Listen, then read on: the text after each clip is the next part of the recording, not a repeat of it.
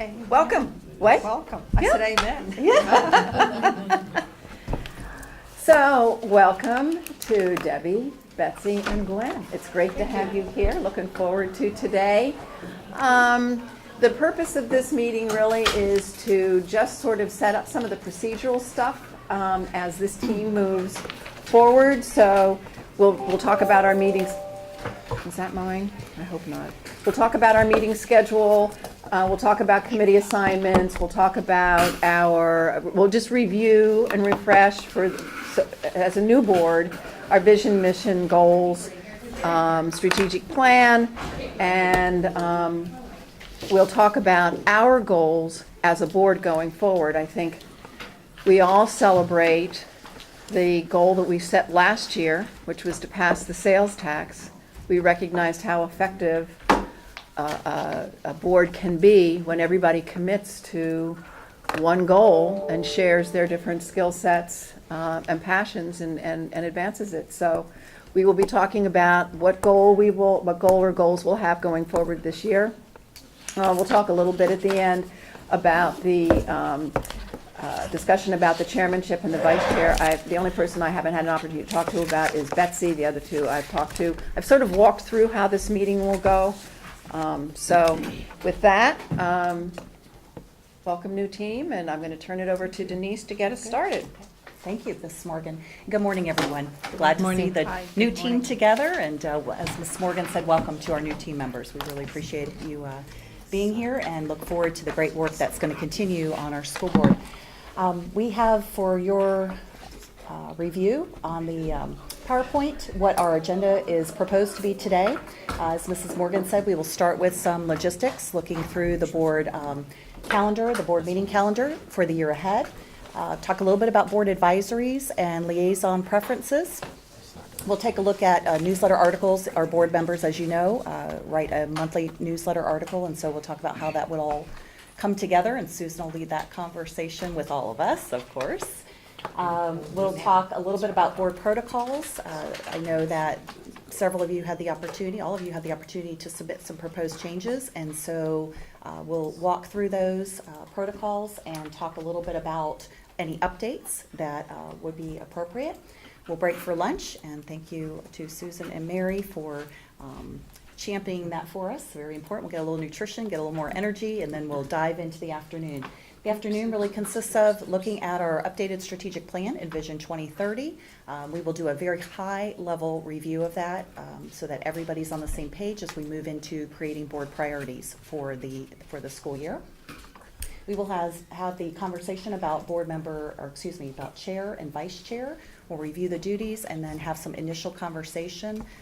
I know Mr. Dodig will caution us that this is not a meeting at which we'll have a vote, but this is just some preliminary discussion about what that might look like come Tuesday night.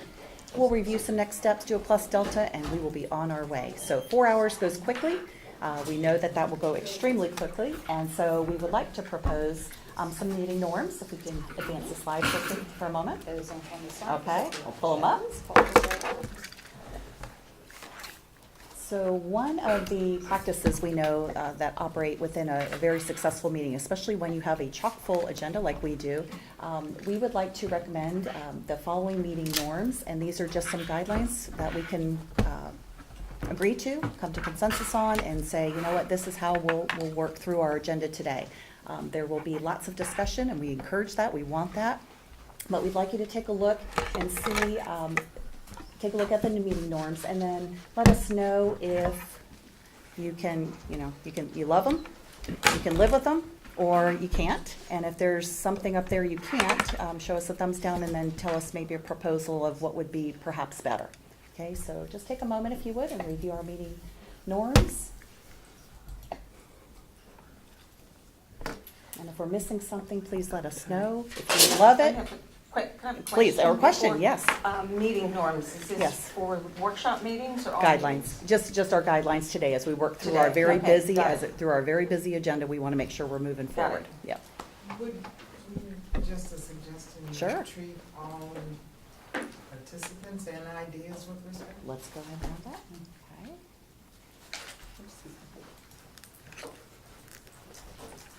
All right. Any others? that we need to consider. And we may have missed some, so y'all need to feel free to speak up. Still good. Okay, so love it, can live with it, or absolutely cannot. We'll ask everybody to show us a thumbs up, a thumbs to the side, or thumbs down. Okay, well, let's do that one more time, just so I make sure I see everybody. All right, good deal. Thank you all. All right, so as we move into our agenda, we will turn it over to Mrs. Morgan, who I know is going to talk with you a little bit about the meeting dates for the upcoming school year. Oh, yes. So, where are they? Here, I got them. Oh, I've got them right here. Okay, so has everybody had a chance to look at their calendars? Any conflicts that anybody anticipates at this point? No? Okay. I did send you all a suggestion that we consider changing how we spend our time. The reason for my suggestion was that it's been my experience over the last 2 years that our most productive time has been workshop time. And it would be not, in my opinion, it would be nice, particularly with the new board, if we could schedule more workshop time and rethink how we spend our official, meeting time. And so my thought was that if one day a week or one night a week, we did the student hearings, staff hearings, and student performances, and the regular meeting, and then tried to do 2 workshops in addition to that, and just drop all together perhaps the idea of a briefing. But anyway, I'm just throwing it out for reaction. I'm perfectly comfortable going forward with the same schedule. I just wanted to talk about something different. So then, your proposal would mean that we would take the topics that might usually be briefed and workshop those. Mhm. So there'd be more opportunity for more intense discussion and questioning. Is that? Yeah, Okay. that's, yeah. Would it take away one of the action meetings? Yeah. I would like to see that, like maybe a day before, like on a Monday, and then maybe a break for the staff to be able to answer our questions as well, if we had anything, and head off any objectives that we may have, that they can tell us why not, and then maybe a meeting, then the actual meeting on a Wednesday. So allow time for staff to be able to answer us, or, you know what I mean? And so, because if we have the meeting on a Tuesday, there's not a lot of time from Monday to Tuesday to be able to get our answers, or this for staff to be able to help us. I like that it would be a different day.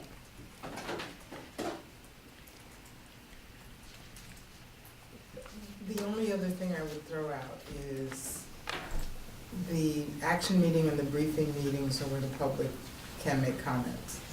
So the perception that we're taking away one of those public comment abilities, and at a time where, we have a new board forming, we have the tax, we have all these things coming in, so that's.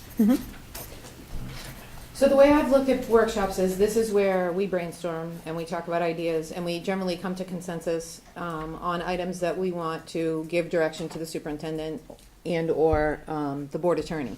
And then the briefing is the opportunity for the superintendent and his staff to come and say, we've taken your idea and this is how we'd like to implement it.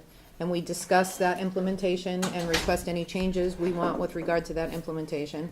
And then the action meeting is where we decide, we act. So I don't think it's broken.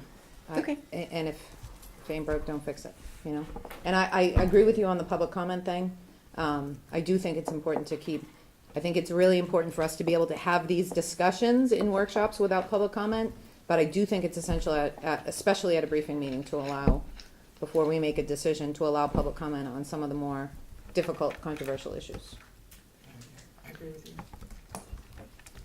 I'd like to explore the idea of having the meetings on 2 different days, because I think too many times and I understand we need to stay within a reasonable constraint, approximately 30 minutes, 40 minutes, or whatever, but I think sometimes there's some issues that actually need more discussion and or more clarification from staff. So I'm not sure what exactly the objections would be to having a second, 2 different days. It would be literally the same number of hours, minutes. So I'm just curious, since I haven't been on the board, what kind of objections the veteran members might have to having it on 2 different days. You mean something other than a Tuesday?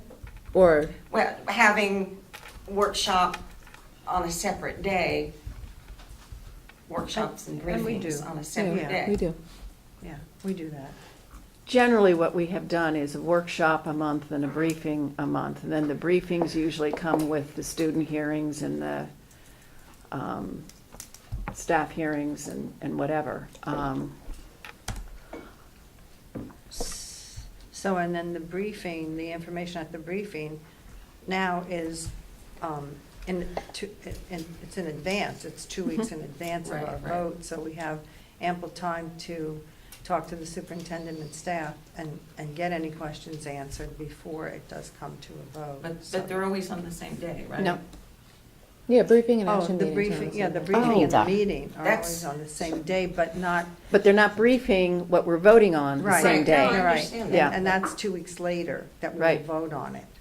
It would No, have been briefed. I understand that piece, Okay. but I just feel like sometimes there might be times when you're rushed just because of the time restraints. Oh, I see what And you're That's saying. what I'm saying, because Right. don't you often go pretty late and then have a special meeting that starts at 5 o'clock? And Okay. that was my point, whether there might be a rush. And since I haven't been an actual member, I wanted to get some feedback, whether some of you feel like because there's a rush between the two, and hey, I might be here till 8:30 or 9 o'clock, that kind of some way just psychologically or, deep in your heads is like, oh, let's just move this along. That was my point. Well, I think over the years, as we've progressed, we've gotten more efficient with that. And I think that there are some periods of time, beginning and end of the year, where our briefings might run a little bit longer, and then there are some other things that have to be taken care of with special meeting and that, but I don't think that's the norm. That's just on those special occasions. So I felt like we've had ample time, but. Yeah, I've never felt rushed. I mean, when we're in a workshop and we leave things undecided or there are additional items to discuss, we find another opportunity at another meeting to do it. I'm not sure about the different day thing, but I can tell you from my perspective in terms of scheduling, knowing that I can't teach a class on a Tuesday because I have this on a Tuesday, like committing myself to a second day makes my personal commitments outside of the school district difficult to commit to. And And plus, it's all fresh in your mind before the meeting. Yeah, no, because the items that we're briefed on are decided 2 weeks later. So the action meeting that night is based on items that were briefed 2 weeks earlier. Right. So it's, the briefing really doesn't have anything to do with the action meeting that night.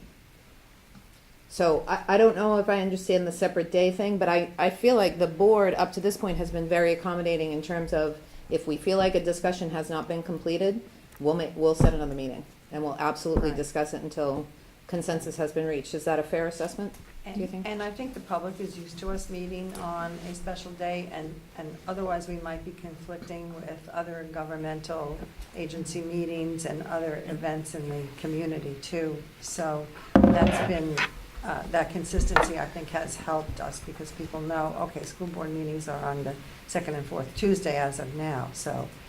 And then if we went to one meeting a month, I think the consistency with the day is important. And I'm really bummed that you just called me a veteran board member. Oh my gosh, Veterans. I'm not new anymore. Question I have, okay, briefings, you read the briefings and you have 2 weeks before you would vote. Right. Okay, so, the 2 weeks out you get the briefing, at what point in that time of that 2 week period is the workshop? Is it like a week after Usually before. or just before? A period of time A before. period of time. Yeah. So you're looking at 2 weeks, you get the information. sometime within that, before that Tuesday of the meeting is when you have the workshop. No. So let me use our legislative platform as an example. We had a workshop where we discussed some items that we would like to have on our legislative platform. 2 weeks later, we had a briefing where staff came to us and said, this is what we thought we heard in the workshop. Is this what you want? We had further discussion. We tweaked it. We added things. We took things away. And then we will have the action meeting on that 2 weeks later on November 20th when you guys make your first votes. Okay. So That's it's what I meant, workshop, is the briefing, period of time action. between the briefing Yeah. and the workshop and then the action, giving time to absorb it. Yeah. Okay, and that's why I asked for some input from the people who have been doing it for a while to hear pros and cons of making a change before we all just say, yes, keep it. Okay, so we're hearing some differences of opinions relative to, are we sticking with the same every 2 weeks? I'm hearing a lot of support around that. So let me test that. Are we, go ahead, please. Well, I was just going to say, so I'm the one who threw this out, and I'm Yep. hearing generally that I think this board wants to go the way the old board went, and if at some point we want to have the conversation again, we can have the conversation again, but you're willing to defer to how we've done it in the past, as long as you feel comfortable that it meets your needs in terms of getting information and providing feedback, so I would just, Can we make note of maybe in, 6, 7 months down the road to revisit and see how it's working? Yeah. Sure, that would be a good practice, for sure. Okay, so we'll go with consensus on this. As proposed, we are looking at sticking with our same general schedule moving forward. So love it, can live with it, or absolutely cannot. Let's go with consensus here. Okay, we have consensus. Thank you very much. All right, moving on to committee liaisons and article assignments. So Mrs. Johnson, would you be so kind as to walk us through? That should be, oh, Cindy's got it projected here. Would you just walk us through, and whoever wants to volunteer to be the liaison for the particular committee, we can go ahead and write their names down. For the new board members, there was another document called Board Liaison Opportunities that gave you more information about each committee. That's where I have a question. Are we looking at the one that's the short list or the board liaison? Well, the short list is where we put our assignments on, but the other list gives more information about the committees and the frequency of meeting and where they meet and more information. and, I'm sorry. no, I was just gonna, I haven't met with Betsy, but I mentioned to both Debbie and Gwen that historically we've done it two different ways. One way, for a while, we had an understanding that it was, we stayed with the same committee 2 years in a row and rotated that way. And then at one point, some members of the board were unhappy with that rotation, and so we went to single year rotation. So I just wanted Betsy to be aware that we've done it both ways in the past, and we've had those conversations. Go ahead. So on the short list, the group before the gray bar, the 7 committees, and those are, each one of you would be on one of those committees. And as Ms. Morgan just said, we can decide as a group to continue the assignments that you have, the ones that are currently on the board, for another year, and you guys can make that decision. And then after those assignments are made, we can go down below and look at the other options for extra community opportunities. Some are where it says chair, that whoever is determined to be the chair, that person will automatically serve like on the Horizon Council and the Foundation Board. We already have a liaison for legislative liaison for federal and state, Chris Patrica and Pam Laurier, and that will have to be replaced for Pam Laurier. We set that in June, I believe. Yeah, but I was, somehow we switched it, because I had to go just You recently. just went to. That was for the federal. consortium. Okay, You were the designee. okay, I got confused. Okay, thank you. Mhm. So if you'd like to, so are we gonna decide on continuing with the ones at the top for 2 years, or do you wanna have that discussion? The people who would continue would be Curriculum Advisory Morgan, District Advisory Fisher, Equity and Diversity Giovanelli, Finance Patrica. So, So there's basically 3 things that we choose from, ladies. well, the question is, if we're going to do 2 years, then those people have been in their assignments for 1 year. If, for example, Mary doesn't want to do district advisory for another year, then we need to know that up front. So, Yeah, I'm willing to do whatever. I know. In regard to the 1 year, 2 year thing, I think that you get more of a global view if you do it for 1 year and move on. On the other hand, the committees that I've had the opportunity to be on for the 2 years, I've really been able to get more into it and become, build relationships with the members and really get a deeper understanding of what our community advisory people are thinking. So, but I'll defer to other opinions before I finalize. You two mine. are the newest. What do you think? I like the 1 year because I agree with Mary about the global aspect of it.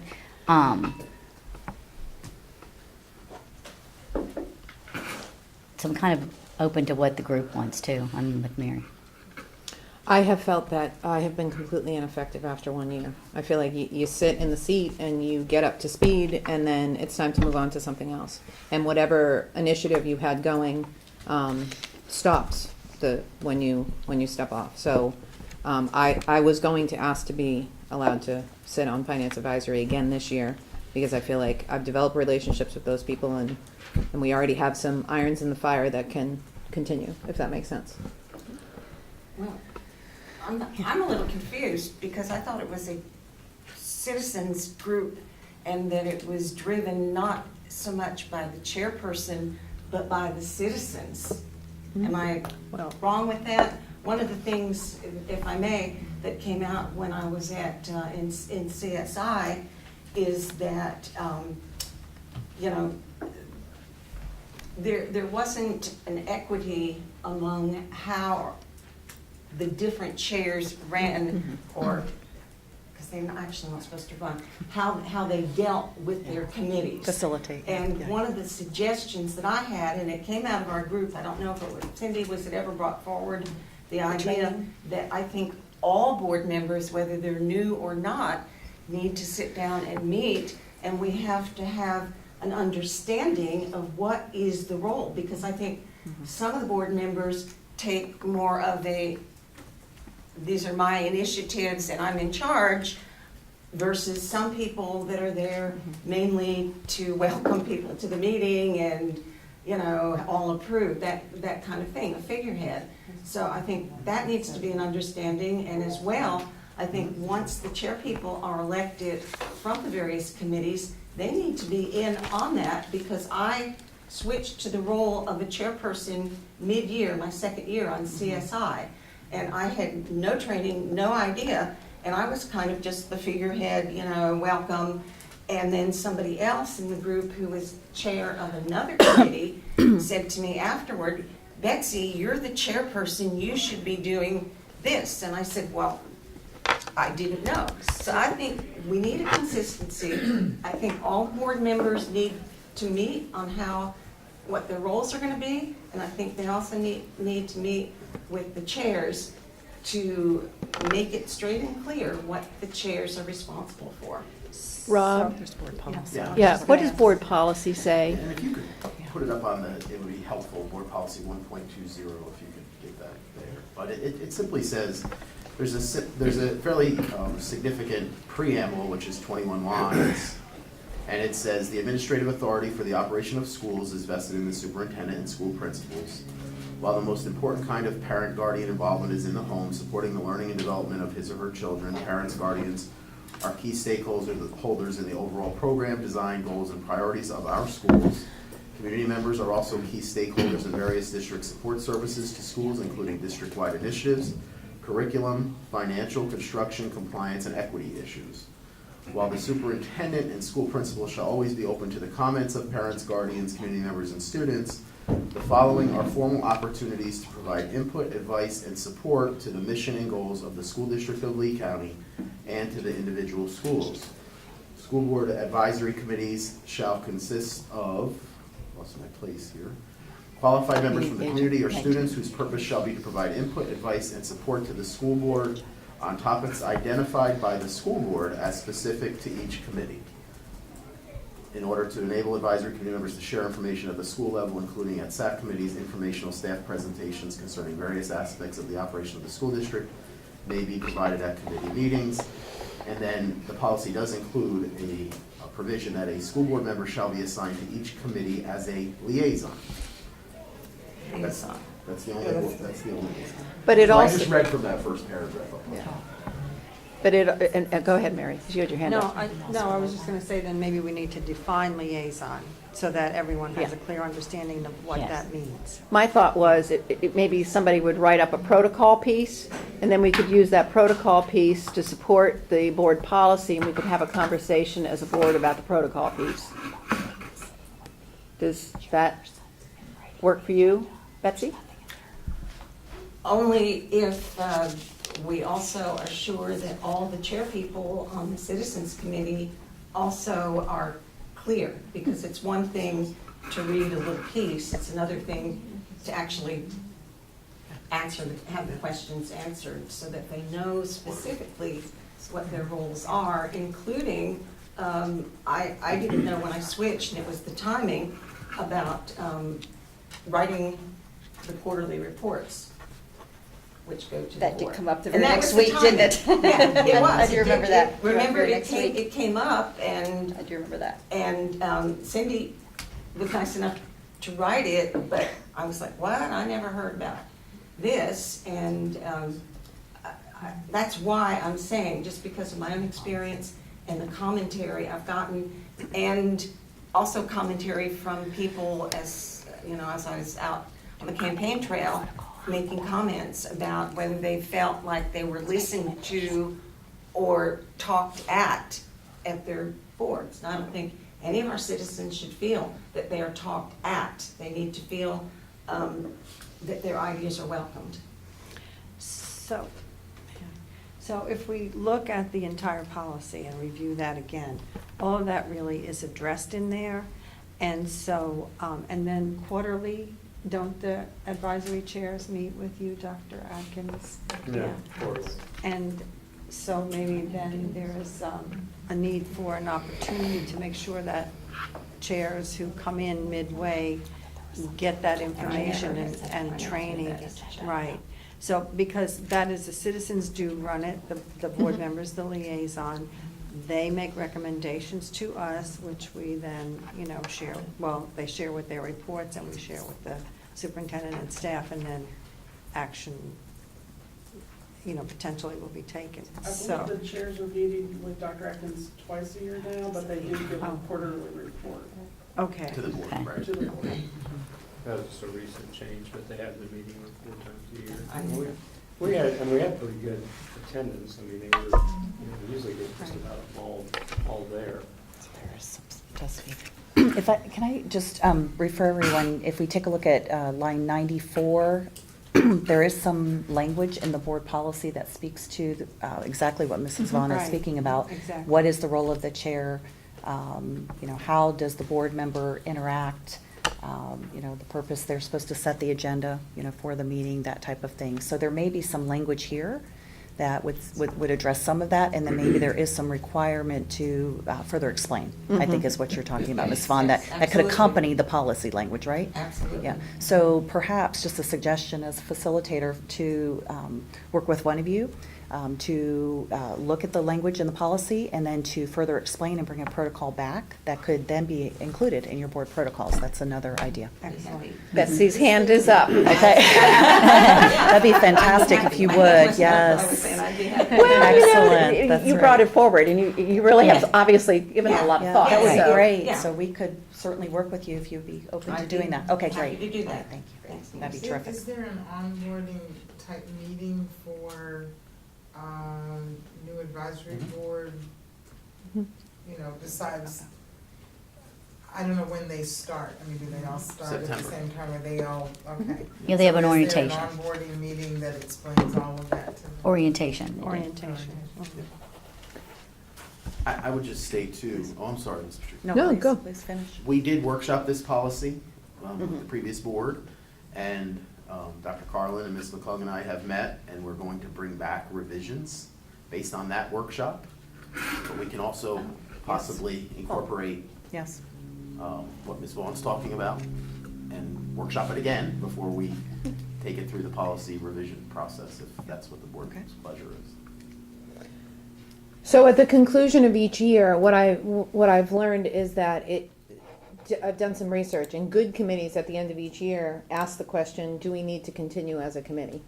And it's not for the purpose of dissolving the committee, but it's for the purpose of refocusing the activities and the direction of the committee. So I just throw it out to you guys that as liaison at the end of the year, you might want to ask that question.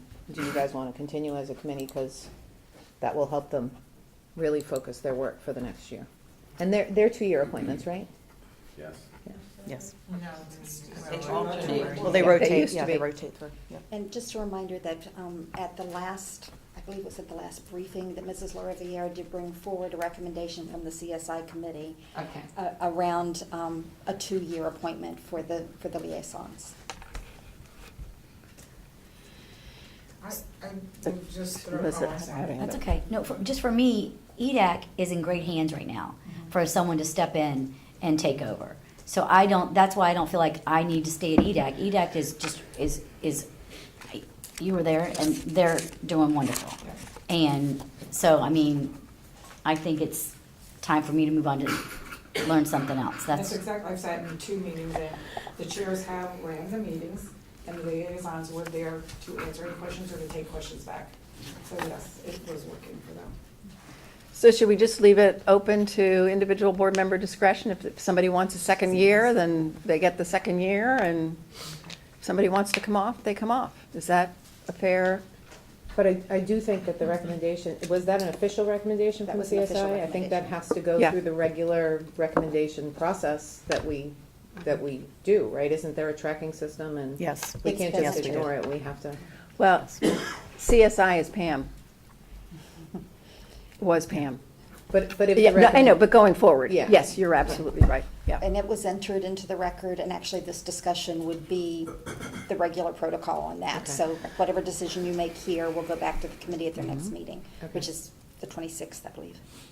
So then is there a good reason to deny the recommendation of one of our advisory committees? I guess would be the question, right? I mean, the purpose of those committees is to bring us recommendations. They've recommended that. Is there a good reason to say no? But wasn't it based on an individual? In other words, we're working with this person and we'd like to see that continue? No. No. Came out of Con- your committee, right? Continuous Yes, systemic yes. improvement is really, that's the strategic planning advisory committee. So I get that some continuity makes sense in that committee. I have no objection to singling out that committee and just saying, you know, I would approve the recommendation going forward that it be a 2-year appointment as liaison and an understanding by the board For that member. committee. Yeah, for that committee. Let me clarify, was that, the intention was just for that committee, or was it through all board advisories? Theirs were for all board advisories. For all board but- advisories, okay. but- But you have the, but you you have the can play privilege with of that. playing and modifying. This is a recommendation. You all make it the way you would like Yeah. it to be. Yeah, I personally believe that there are some, as Lisa said, that you can do once a year. And then again, there are some that you may want to have as year because you are continuing on what you started. Yes. So I think that there's a give and take as far as those committees are concerned. Okay. So may I just say this? So in my 8 years on the board, I have been on several of the advisory committees for more than 1 year. Consequently, I've never been on finance advisory, and I'll tell you that I feel that I missed something by not having the opportunity to be with that advisory committee for a year. So, like I started out my comment with, was the 1 year gives you an opportunity as a board member to get a more global perspective of what our community wants to bring to the board. and you know, and a more of an opportunity to cover more of the advisories, you know, in a shorter period of time, so. Is there a consensus that we will accept the recommendation of the CSI to make that going forward a 2-year appointment of liaison, and we let the others Decide for themselves. decide for themselves? I mean, I'm a little reluctant to have CSI drive the board when it comes to the other committees.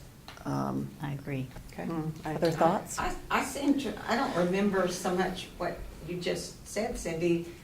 I remember that as members, there were quite a few of us that wanted to have, or that we had talked about having, the other thing that I talked about, having the meeting with all the chairs and the board members. Was that not brought forth also? The recommendation last year that came forward was around training for the chair and the co-chair, but did not specifically talk about board members. The recommendation that we just discussed around the 2-year role came forward this year, after your term. After my, okay, that's why I don't remember it. Could it be stated on a case-to-case basis if there is a need? I mean, for example, maybe with finance, because of, you know, the changes and all of that, we may deem that a 2-year slot would be best. But as an overall, you know, ruling, just to say that it's 1 year, unless, da-da-da-da-da, however you want to word it. Or it could say 1 year and she can still continue Mhm. for her second year. Yeah. And then that, I mean, they can still continue if you And choose to every do 2 so. years, we have an election and that changes. Right. Right. I think that's what. so So they definitely won't have one for 2 years Being this so time. practical. No, yeah, that changed for sure. So I'm listening for consensus around a particular idea. We're hearing a proposal that we look at a 1-year rotation with some thought around, is there continued work to happen? Does it make sense for a possible 2-year? And giving board members the opportunity to have that conversation. Is that what I'm hearing? Okay, so let's test that idea. So we go with the understanding that it's typically a 1-year appointment. However, if there is rationale that is adopted by the board that says, yes, this makes sense for this to be a 2-year commitment, then we do have the ability to make that happen. Okay, so let's go with I love it, can live with it, or absolutely not. Okay, all right, we have consensus around that idea. Okay, yes, sir. Just for whatever it's worth, the feedback that I have received from Insurance Task Force, and these are from the members, staff members of the task force, it was very difficult when you had an annual rotation Yes. through the ITF Okay. to have the board member get to the level of expertise where they were able to really articulate well at the board table the concerns of the insurance task force and the intricacies of the ITF. It's just it's complicated stuff, and it takes a while. So there was a little bit of frustration on the part of staffers when you had one board member that had made a suggestion that you would actually have quarterly rotation through there for a while, and so that was taking place, and you really had little to no representation, and then you had major items that were coming in front of the board that the insurance task force had spent considerable time on, but you couldn't really get, Right. you know, the board liaison to be able to speak to that item, even though they were the liaison. So that was just, again, a comment. It wasn't some suggestion that that be the protocol, but just, you know, the thought that particular one, because it's so complicated, it takes a while. It takes longer than a year for the person to really become an expert to be able to present well at the table. So I think the protocol that we just adopted or spoke about would allow for that, and that conversation will definitely need to be had in each of the committees, I believe, as we talk through it. So if you served as the liaison, we would encourage you, just like Dr. Atkins and others have done, to speak up and say, oh boy, let me tell you about this committee, and this may be worthy of a 2-year commitment, versus, no, I could see this, certainly rotating off to another, a board member. Okay, any other discussion? All right, so Susan, what do we think? You just want to go right down the list and we Well, can let's start talk with the about that? people who are on committees and Okay, find let's out do if that. they Thank you, want Ms. Morgan. to do the Okay. second year. Sounds good, okay. So we have, let's see, so Ms. Morgan. Yeah, so I'm on Curriculum. curriculum advisory. I will say that curriculum advisory is in the process of going through a change in terms of how they handle their work. I think they're doing a really good job. I don't know that it's critical that I be there. I do not feel strongly that, there should be a second term. If there's somebody else on the board who wishes to serve on curriculum advisory, I'm happy to step aside. But I will tell you that they were working really, really, really hard on changing how they do it. They tend to be a much more active committee than they have been in the past. Okay.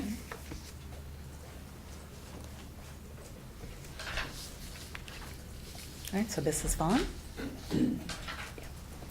All right, Mrs. Giovanelli, Equity and Diversity. I feel the same way. I mean, I think that equity and diversity is doing real well, and if somebody else would like to serve on that, I would be more than happy. Okay, thank you. I would love to do that one. All right. All right. If it's. Yep, absolutely. Good, thank you, Mrs. Jordan. Mary. Okay, Mrs. Fisher? Okay, I mean, I think that district advisory is in very good hands right now, and we have a really active chair, so I'd be willing to leave that open for someone else also. Okay, District Advisory. I'll do it. You okay to do that? Well, I'll Okay. do it unless nobody wants to do construction, in which case I guess what I'd like to do is leave it open, because I'd like to do construction if nobody else is interested, but I'm happy to do DAC if nobody else is interested also. So let's just leave it and see how it all shakes out. Yeah, so we can Yep. go back and forth on that. Okay, so do you want to defer Yeah. District Advisory for now, or is Yep. there somebody that has a strong feeling about being on it? All right, let's move on. We'll hold on to that one for just a moment. Finance Advisory, Mrs. Patrica? Well, I feel like finance advisory is also in really good hands, but there's a lot of loose ends and a lot of issues that are really actively being addressed, and I want to continue with that, so. All right. All right, so now we'll go back up to the top because we have board members who have rotated off, and so we need to address those. So Construction Advisory. I heard Mrs. Morgan express some interest. And I Yeah, Ms. expressed Giovanelli. interest too. Oh, well, interest? I've done it, so go right Oh, ahead. okay. Okay, Yeah. so Ms. Giovanelli, all right, Thank you. thank you. All right, CSI. Can I just, because Please, we get ma'am. one each, right? Yes. Okay. Oh, okay. I'd like to throw my name in on that one since I was on that. Okay, sounds good. So Ms. Skittens, Ms. Fisher, did you have a desire to serve on that as well? What? On CSI? No. Okay, so I've Ms. done that. Skittens, okay, thank you. I thought I saw a hand. I want to respect everybody's Yeah. opportunities here.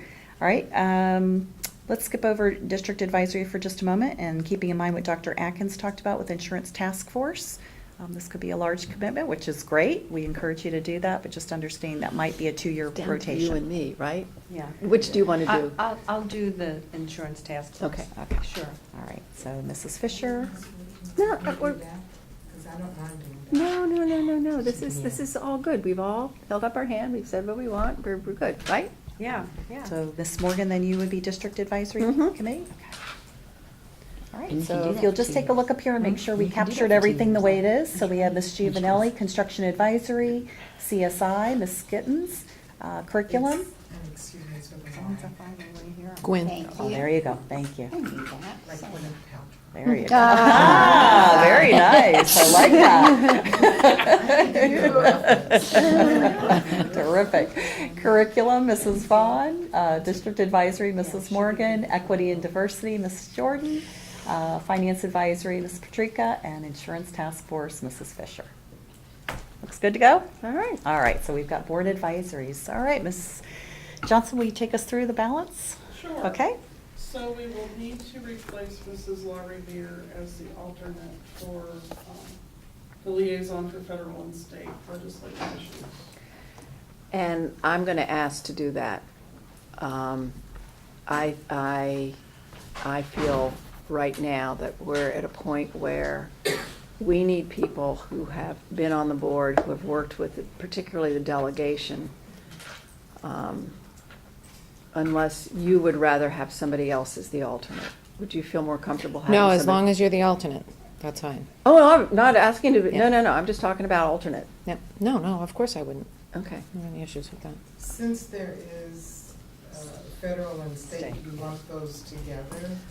Because If you want to do, I want to do, I'm interested in state, and I'm holding my hand up for state unless somebody else wants state. I think you have to put it together.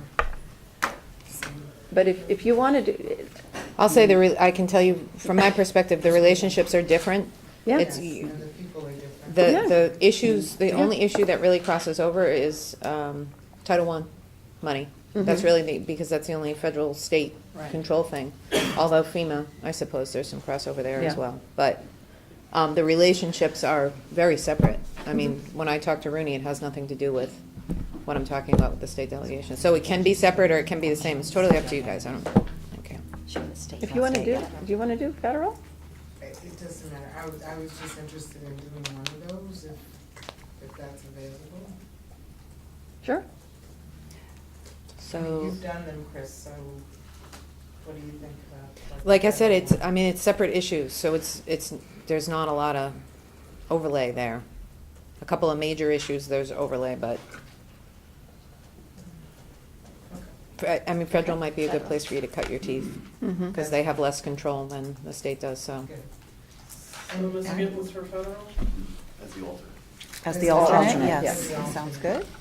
Okay, so Ms. Cindy, Morgan was- yep, so Cindy is reflected up there, so we would have Ms. Patrica and Ms. Gittens in the seats for federal, and then Ms. Patrica and Ms. Morgan for state.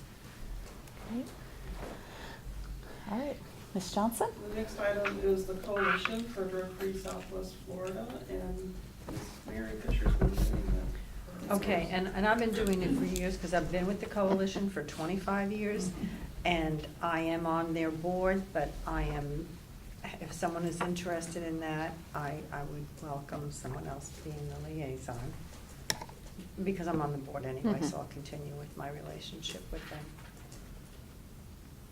I would have a hard time with anybody but you. I'm sorry, I would. I just feel like that's really It's her wheelhouse. a huge strength. Not that that strength might not exist elsewhere, I Right, know of and yours. so, yeah, so I want to leave that open if anyone else has an interest in that, otherwise I'd be happy to continue. Well, I wrote down Mary Fisher. Okay. The next one is Head Start, Early Head Start Policy Council, and Mrs. Giovanelli is currently handling that role. And I'll give it up. I mean, it's, yeah, okay. yeah. I'm interested. Okay, good, yeah. Nobody else? Well, I loved it. I think you'll Yeah, find it a it's- great. It's awesome. Yeah. Horizon Council will be determined by whoever is the chair. Yes. The Independent Sales Surtax Oversight Committee, of course, is the new committee, so we have no history there.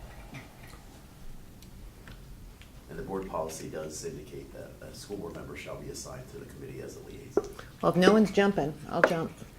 Well, I'm thinking it should either be the Finance, finance yeah, liaison or the board chair, one or the other, so. Yeah, I was actually surprised to see in our policy that we didn't appoint the board chair. I would have thought logically And this I would be agree a with board that. chair position. I agree with So do we want to just sort of agree to that it will be the board chair?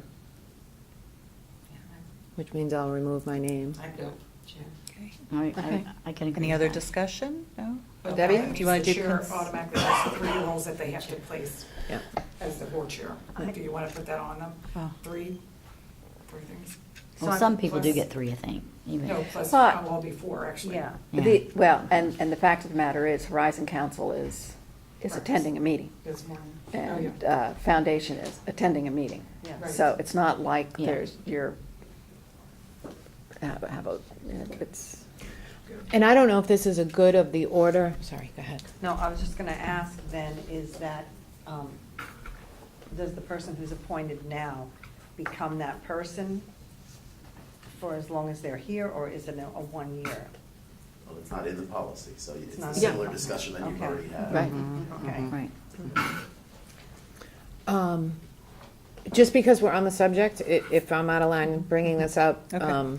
but we're talking about the Independent Sales Tax Oversight Committee, and I know that applications are maybe not pouring in, but I know that they're coming in.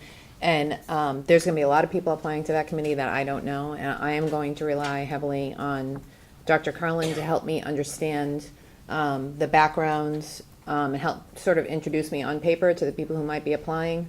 And for new board members, I just want you to know that she's that resource as the executive director of Strategic planning and strategic community planning, engagement. government, community It's a engagement, very whatever. long, I know. That's- Anyways, I'm going to rely Crazy. heavily on you, and I just want you to know that she's a good resource for figuring out who's who in the community and the strengths or weaknesses they might bring.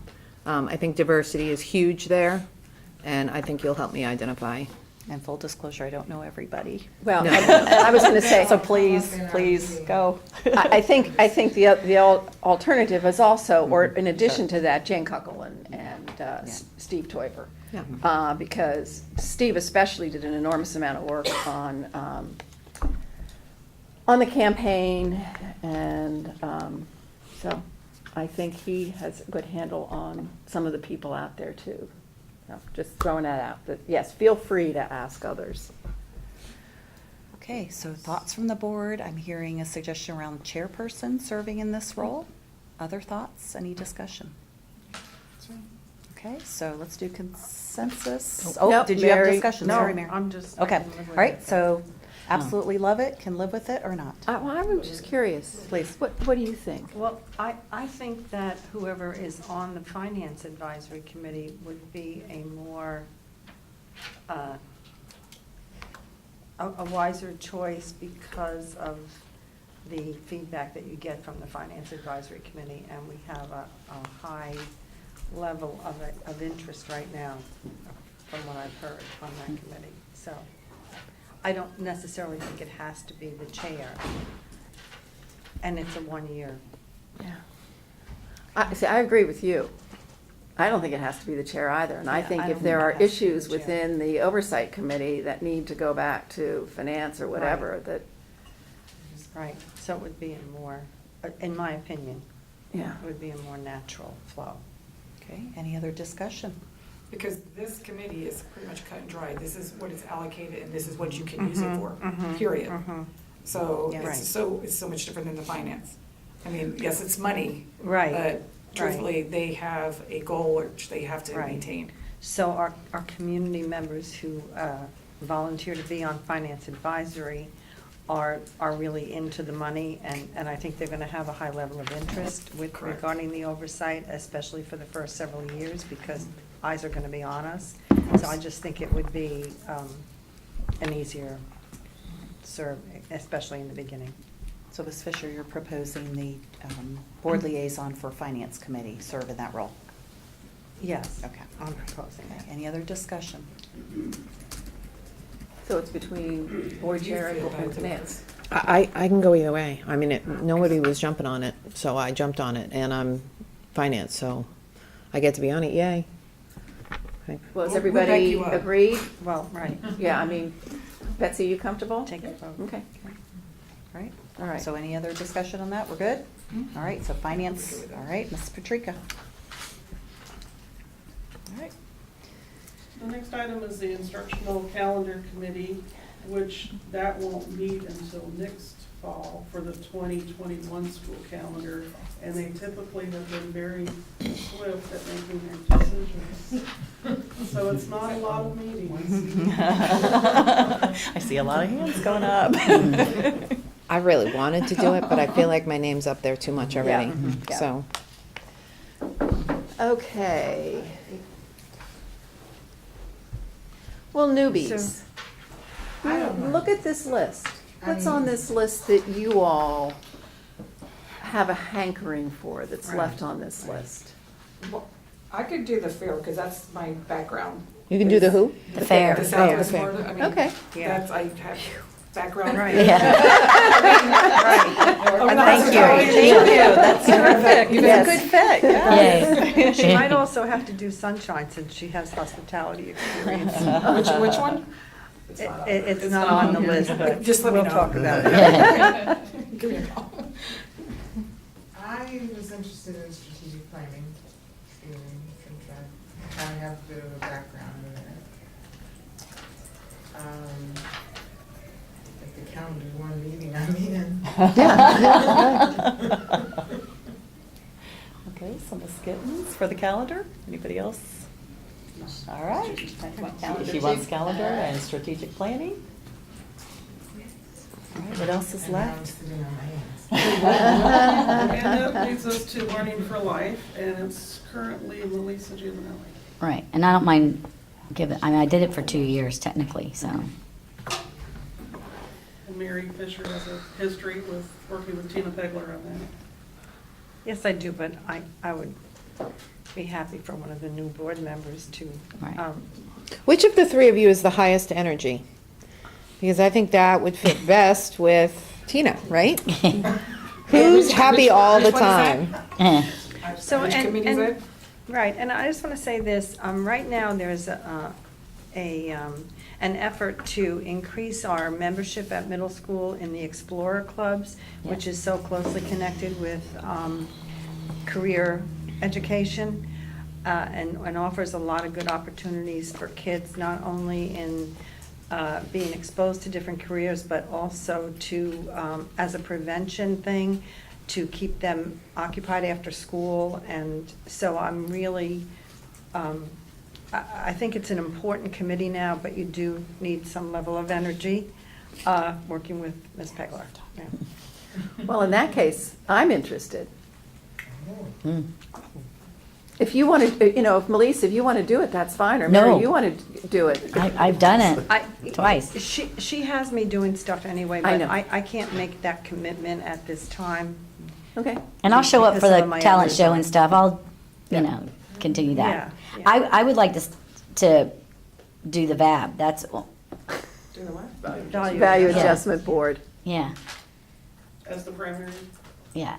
If Kathleen Oh, doesn't want and let's make clear that if you cannot attend due to illness, you need to let people know, because this committee cannot meet without the Right. school board rep Right. there. And nobody told me that when I was sick for the very first time that they met, when I Oh, was the gosh. designee. And everybody was sitting there waiting and they couldn't meet, so just so you know. And there's an that's- alternate for this too, That's to why. your Right. point, right? And So what do is we have that an for? alternate? Value Yes, adjustment. still need an alternate. And people challenge their assessments.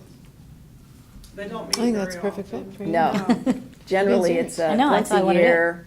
I'm excited about Select the chair from the county commission. Right. Go over the rules, that's it. I Mm. think in the number of years I've done it off and on, we've had one appeal that we've had to work with. I would do that alternate for you, with you. Okay. Okay, thank you, Ms. Jordan. And those we will, that appointment and alternate we have to bring to the board. for Right. official Okay. vote. Right. All right, so what's left? Let's see. Uncommon Friends?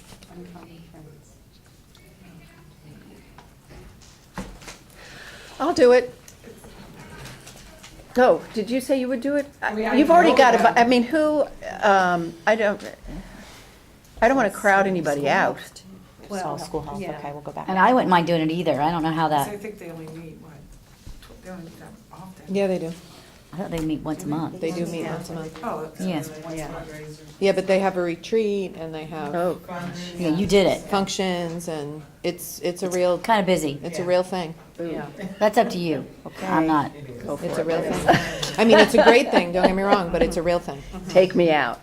No. Mr. Uvanelli, do you want to do it? Okay, and then I'm tapped Yeah, out. I'm working with Tina. All so right, but I- you're okay to do it though, right? Yeah. Okay, all right, then I heard you're out, right? Okay, and then we do, School health advisories. Yes. And that's one that Oh, yeah. has been serving on. yes. Yeah, I've been on there for a number of years also, and it really,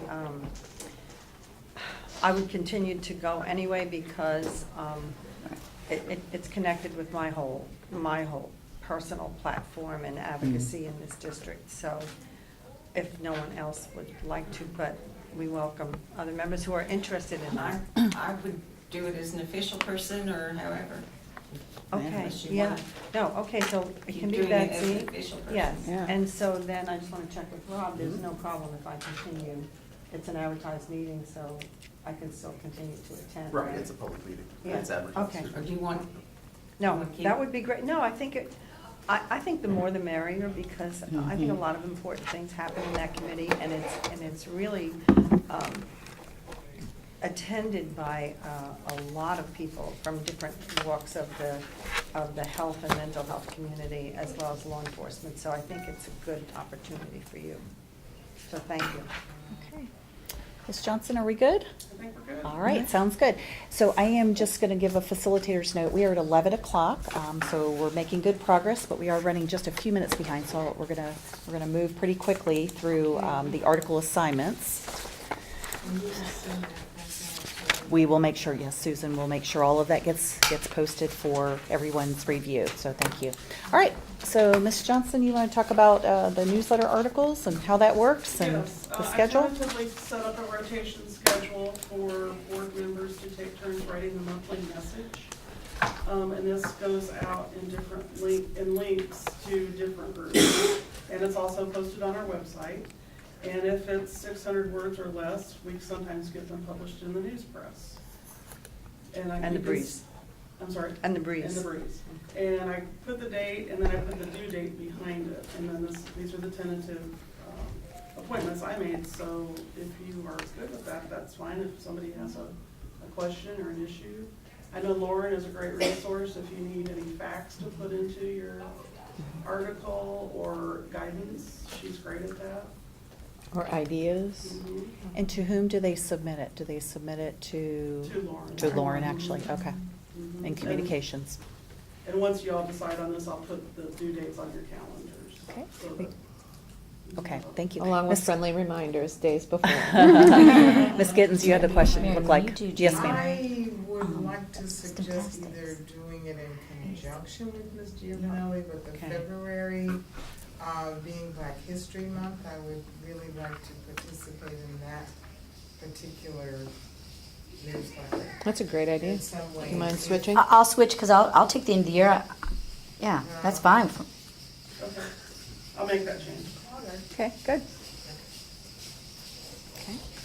Because I think it's a great idea. Anything else? Oh, I was I was wondering. just- yeah. what- Is that Jingle Bells? The Bay Shore cloggers Oh. are going by, Oh, so, is that? yeah, I heard that, I was like, oh boy. So, you know, All right. fantastic. So I don't know if you. All right, so can let's tell me take a about look at the that a little bit. schedule. Any other conflicts or anything else that's popping out for you where you'd like to Yeah, propose a and the science switch? fair and all that's that month. Right. So I'll get a hold of you here. And hopefully Yes, you start so on just, if you would, just take a look, please, and see if there are any other conflicts or any other proposals to switch, or you find that. as You wanna be a is. judge, you can And be we a didn't judge. leave out Dr. Atkins, he gets the August back to school message with Right, How much time? everybody's It's good? just a Saturday. So can I see a thumbs up, love it, can live with it? Not a good schedule, I need to change it? Okay, I see all thumbs up, we're good to go. All right, so, I know, exactly. So I have a thought. Are you all good to keep going? Do you need a 5-minute restroom break? Are you good to go? Okay. All right, we will continue then. So we're going to move into the board protocols, and Cindy's going to walk you through the activity relative to our procedures. Okay, before I begin, I have a question of preference. I don't know if the new board members have had time to review the board protocol manual. And if you have, then we can go on to the proposals. If you have not, then if you would prefer, we can go through just rather quickly and look at the major areas, just so that you're familiar with those areas. What is your preference? Well, I don't know about anyone else, I've been through it, and then in discussions with directors and all, we have covered, and also with Mr. Dodick, so. Are you comfortable as Yes, well? I am. Yeah, okay, as long as you all are comfortable, I just didn't want to talk about things that you hadn't had a chance to read. So last Friday, Mrs. Morgan sent out an email talking about some of the proposed changes. There was also another change that had been proposed earlier. So you have a new document in your board docs, and I'm so sorry, Chris. I also printed hard copies so that you would have a copy of this to refer to as Trey we is have the directly discussion. behind I you, know. giving you the evil eye. Don't look at me, Trey. I'll take papers. Voila. I know, right? I apologize, Trey.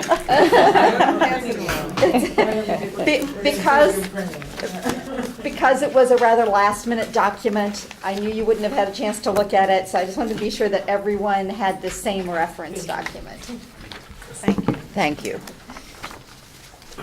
Trey, close your eyes.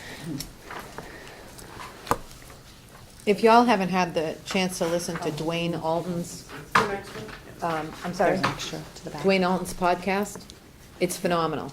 He's so smart about education. You would never expect that from an IT guy. And one of the things he talks about. Again. I don't mean that the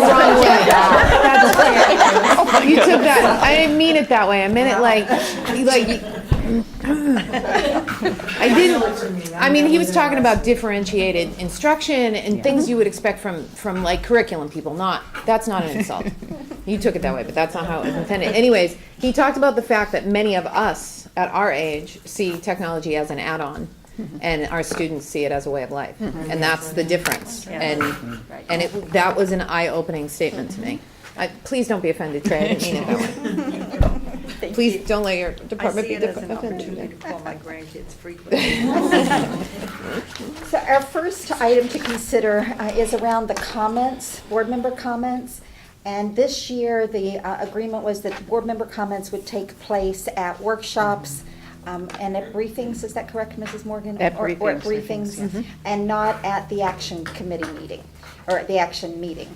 So discussion around that, because several times over the past year, there have been exceptions to that. So at the last workshop, it was considered that maybe we should bring that back up for discussion and decide what is the accepted protocol. I'd like to know the rationale behind not having it at an action meeting. Why was that?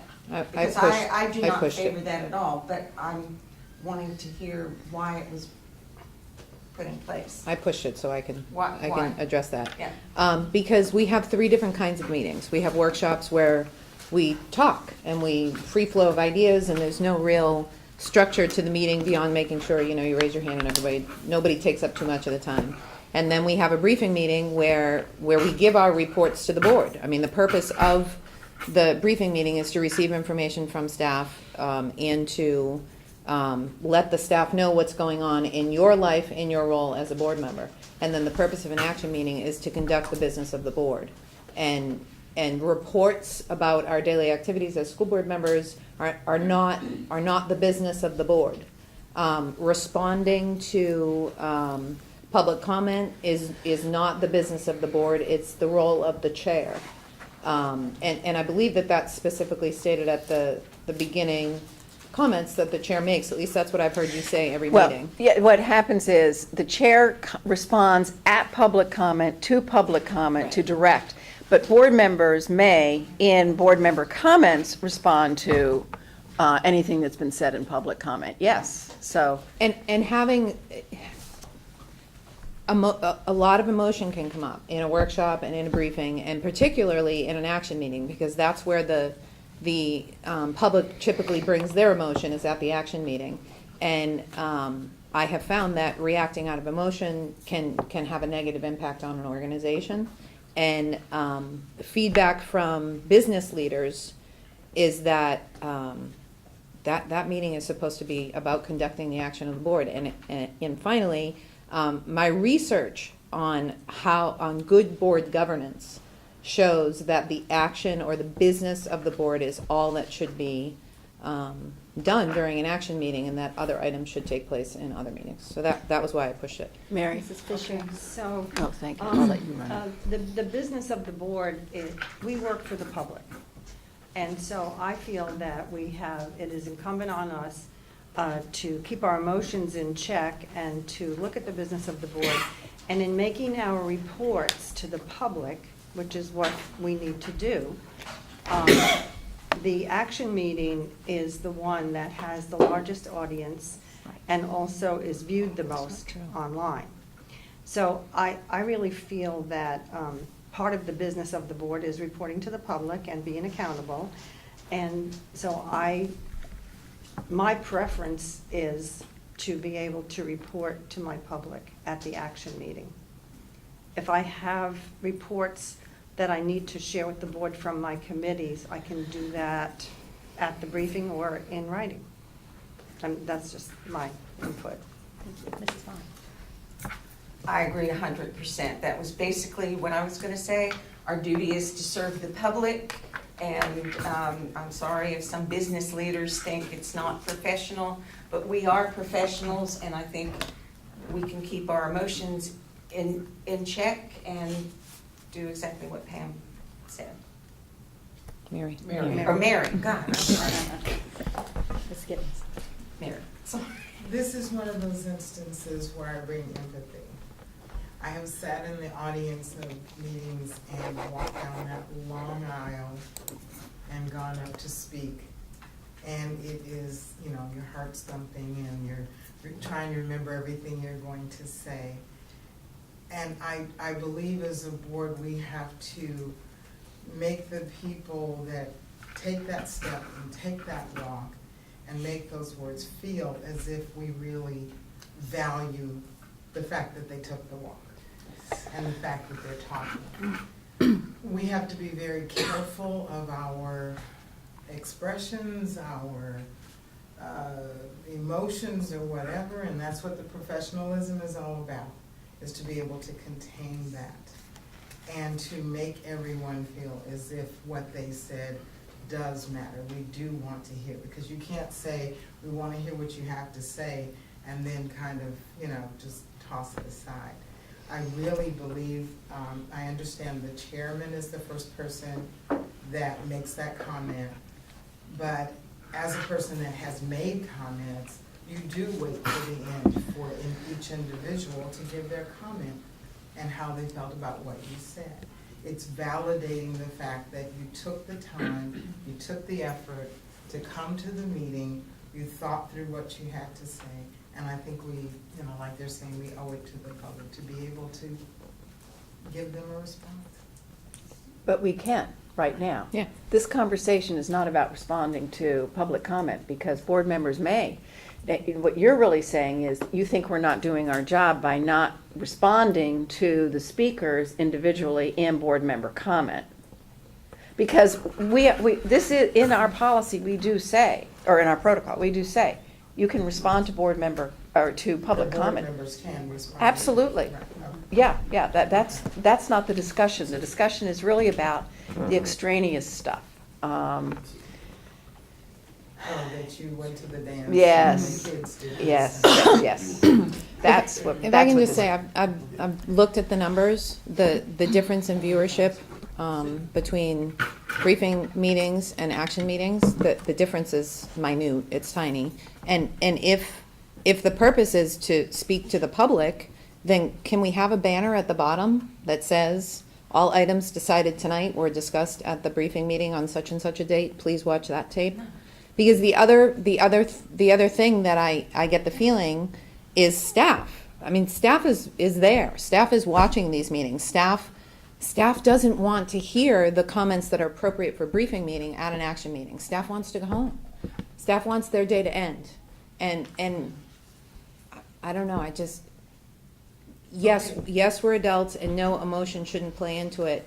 But if you look at the research, good board governance And good leadership is appropriate comments at appropriate meetings. So, Chris, I just want to make sure that I'm understanding what it is you're asking. Yes. Okay, so we are confirmed that after public comment, that the chair, whoever that may be, makes comments. Yep. Then we go on with the rest of the meeting, Right. and then you're basically discussing the board comments at the end. Is that Correct. where you're at Right. with that? Right. And your suggestion is that we not have them, that they be altered? Unless In it's an what agenda way? item. Unless it's an agenda item or you want to address a public comment that was made. And I think that I'm hearing the change that is wanted in protocol is that we can talk about whatever we want at an action meeting.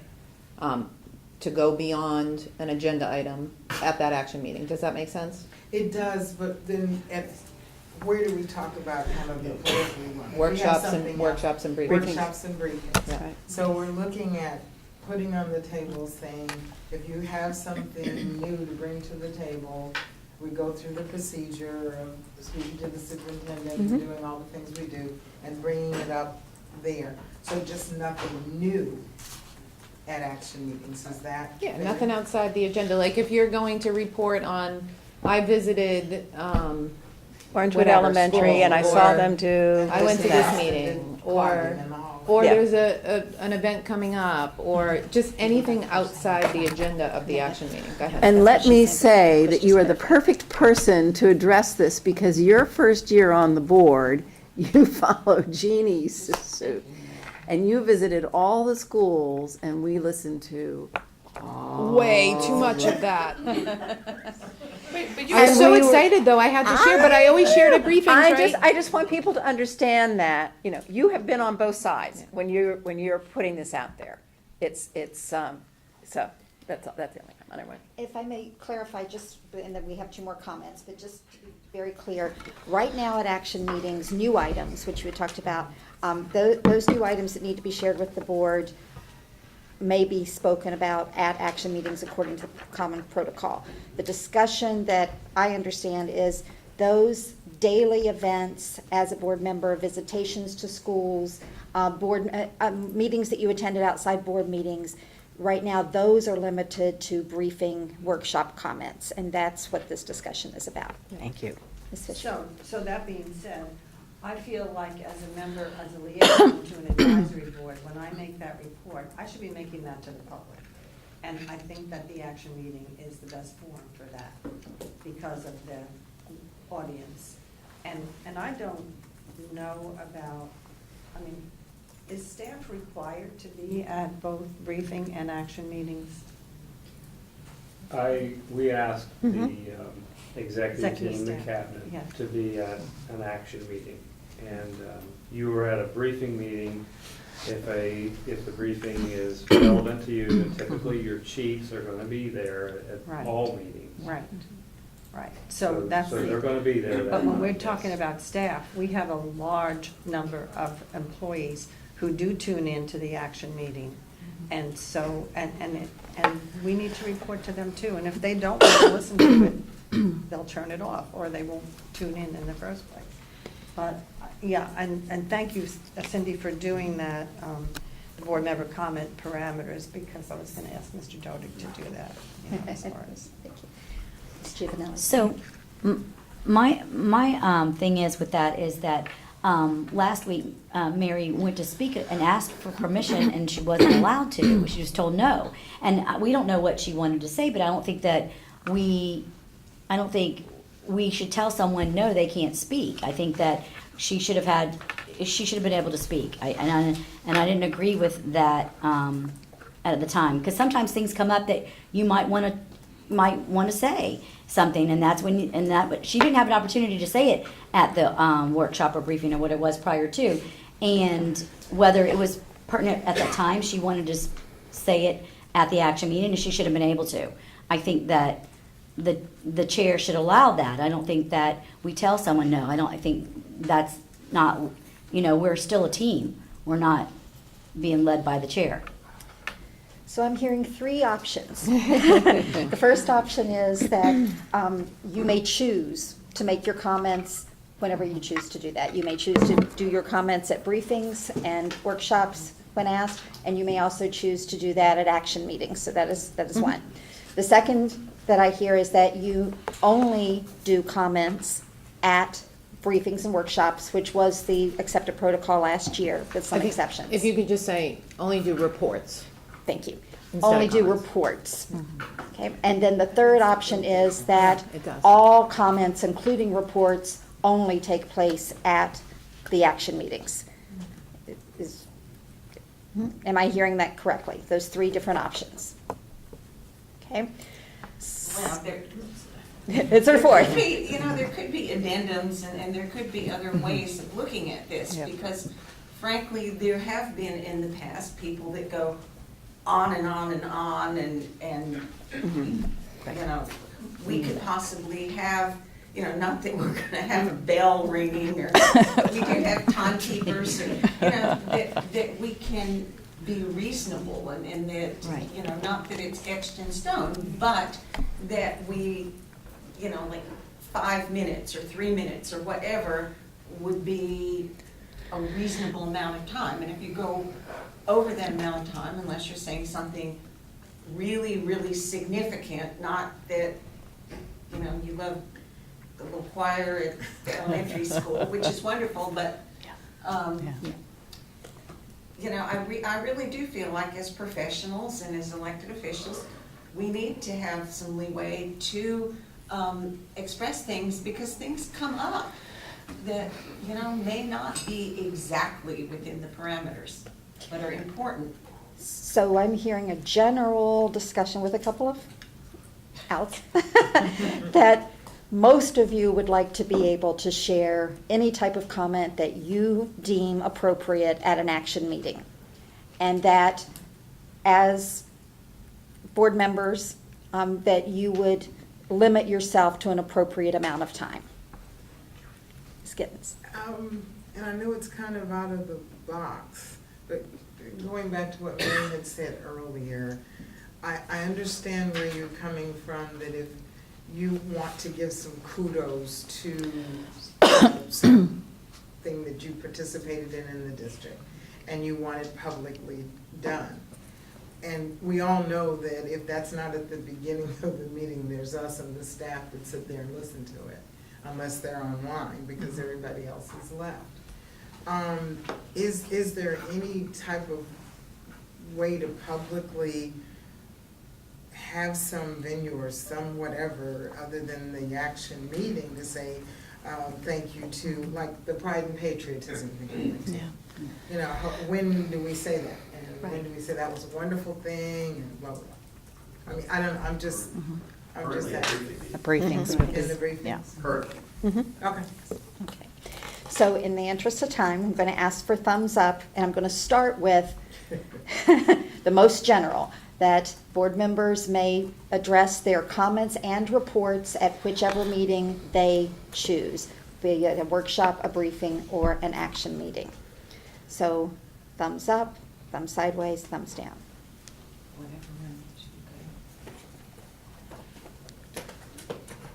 Okay, and we do have a thumbs down on that. Yes, ma'am. So I just have one comment about, I think that rarely, if ever, do board members go over 3 minutes, even when they are telling whatever they need to tell. I still think, you know, that the public needs to hear from us, and that the action meeting is that best forum, you know, for that. So maybe we would want to, in the interest of governing ourselves, make sure that when we have our comments prepared, that we are not rambling on and on and, you know, talking about every little thing, but that we stick to the important kudos and to the reporting on advisory and other important issues, and announcing upcoming events that may be pertinent to our district or some of our committees, that kind of thing. I mean, common sense. Right. Okay. Ms. Patrica, you're the thumbs down, so what Yep. would it take to get you sideways? Can we do reports at briefings and then have freedom for the rest of your comments at action meetings? Because to me, the reports are the ones that take up the most time. where I'm informing my fellow board members of my work outside of the meeting room. And when you say reports, are you including board advisory committee Yeah. meetings? Yeah, So because you're- we're briefed on those by the committees as well. And again, the viewership of these different meetings is almost equal. And like, we're talking 400 people, you know, we're not talking about, of the 750,000 people that live in Lee County, a significant number of them are gonna miss out on some message we're giving because we're giving it at a briefing meeting instead of a, does that make sense? So I just want to clarify, is that the current, excuse me, is that the same as the current policy? No, because the current policy limits only to agenda items. Okay. So I think you give more leeway if something comes up during a meeting that you want to respond to that's outside the realm, or if you want to exercise your judgment, something that's super, super important that you want to bring up that's, you know, beyond the realm of a report, I'd like to propose that as a compromise. Okay, so the compromise is that reports, including board advisory reports and general daily events that you've participated in, would take place at the briefings. And then the action meeting would be comments back to speakers, anything that's on the agenda, and anything in your opinion as a board member that you felt rises to that level that you would like to share at an action meeting. Am I rephrasing that correctly? Discretionary. Comments? Discussion? Well, it's not in policy. We're just strictly talking protocol. Mhm. Right, we're strictly talking protocol. All right, could we do the thumbs again? Love it, can live with it, really don't like it. All right, go back to the first vote. I'll live with it. You'll live with it? Yeah. Okay, so the first vote is that, I want to clarify, because we've talked a lot here. So, as it now stands, since Mrs. Patrica has agreed to live with it, any board member may speak their reports and comments at any meeting that they so choose, including action meetings. Correct? Okay, thank you. All right. Next item, time-wise, on our agenda, we are at lunchtime. Before we have move some- on. Yes, ma'am. On this, I think we're on the same spot here, the school board meeting overview, is that where we are in terms of the meeting right now? Before we move on from this, because we just made changes to that, right? Yes. Regular action meetings, there's changes. Can we go down to workshop, where it says no broadcast nor recording, and change that? Yes, because you have agreed to record those. Thank Yes, you. please and thank you. And then are we going to be permitted after lunch some discussion on some of the other items in the protocol? Oh, yes. That's what I was just going to ask you. Do you want to go ahead and break for lunch and come back to this? Not Do you want ready to yet. finish this and get, lunch isn't here yet? Not ready yet. She's just gonna go get it to set up prior to 20 minutes. Okay, then let's continue. Well, then we'll just keep working. That works out beautifully, thank you. So just to note that workshops are now recorded, so we will make that note, thank you. Could you repeat that again? Workshops previously, under the overview of the of meetings, workshops had not been recorded, and it's been 2 months now? Yeah. About 2 months that we have been recording those, and so it needs to be changed in the protocol manual. So you're just adding that. Yes, yes, absolutely, yeah. Just making the protocol match the practice. All right, well, thank you for that. We'll go on now to the proposed additions. And the first one has actually already been addressed, the schedule for the regular briefing and workshop meetings, and that was decided to maintain as is. So we're going to skip that one. And we'll go to the next one, which is additional meeting criteria. And this would go to the workshop topic criteria in section 4. And it's if a board member has a request for a specific board presentation. So if you want to take a minute to take a look at that. I'm sorry, where are you on your? I'm on page 2, item 2.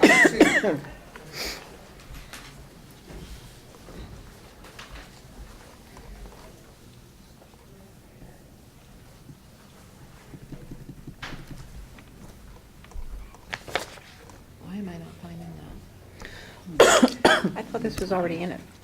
No? It was suggested, Thank you. But not Yes, included but in the not, protocol. Yes, okay, not yet. got it. Thank you. Oh, boy. What the hell happened? My text just turned sideways. Oh, It's not good. I mean, honest to God and true. I have to hold my computer. I didn't hear what she said. The text turned all of her sideways. text Oh. turned on her computer. I used to have kids that would do that. I honestly have during no idea what class, and happened. you come back and everybody's like, Mhm. Fall out. That's great. Is this what you sent out a while ago? No. No. This is what we talked about at one point a while back, and we never formally adopted it. Yes, So that yes, is what it you was sent out a while ago, not Oh, last a week, while but ago. quite a Right, while ago. Yeah, exactly, okay. okay. A couple of months ago, Okay. yes. Yeah. So A any while. discussion around this being added to the protocol procedures?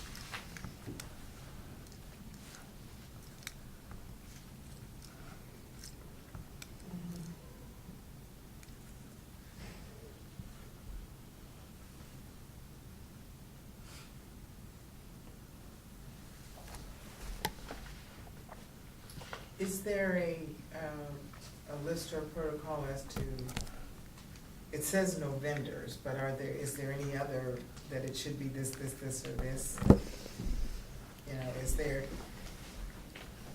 it's saying if you present something for a presentation, Mhm. it should not be vendors Right. wanting to do Correct. business. Right. Are there any other parameters as to what it should or shouldn't be that you present? Mrs. Morgan, I believe you put this forward. Yeah. So was that your main concern? Yes.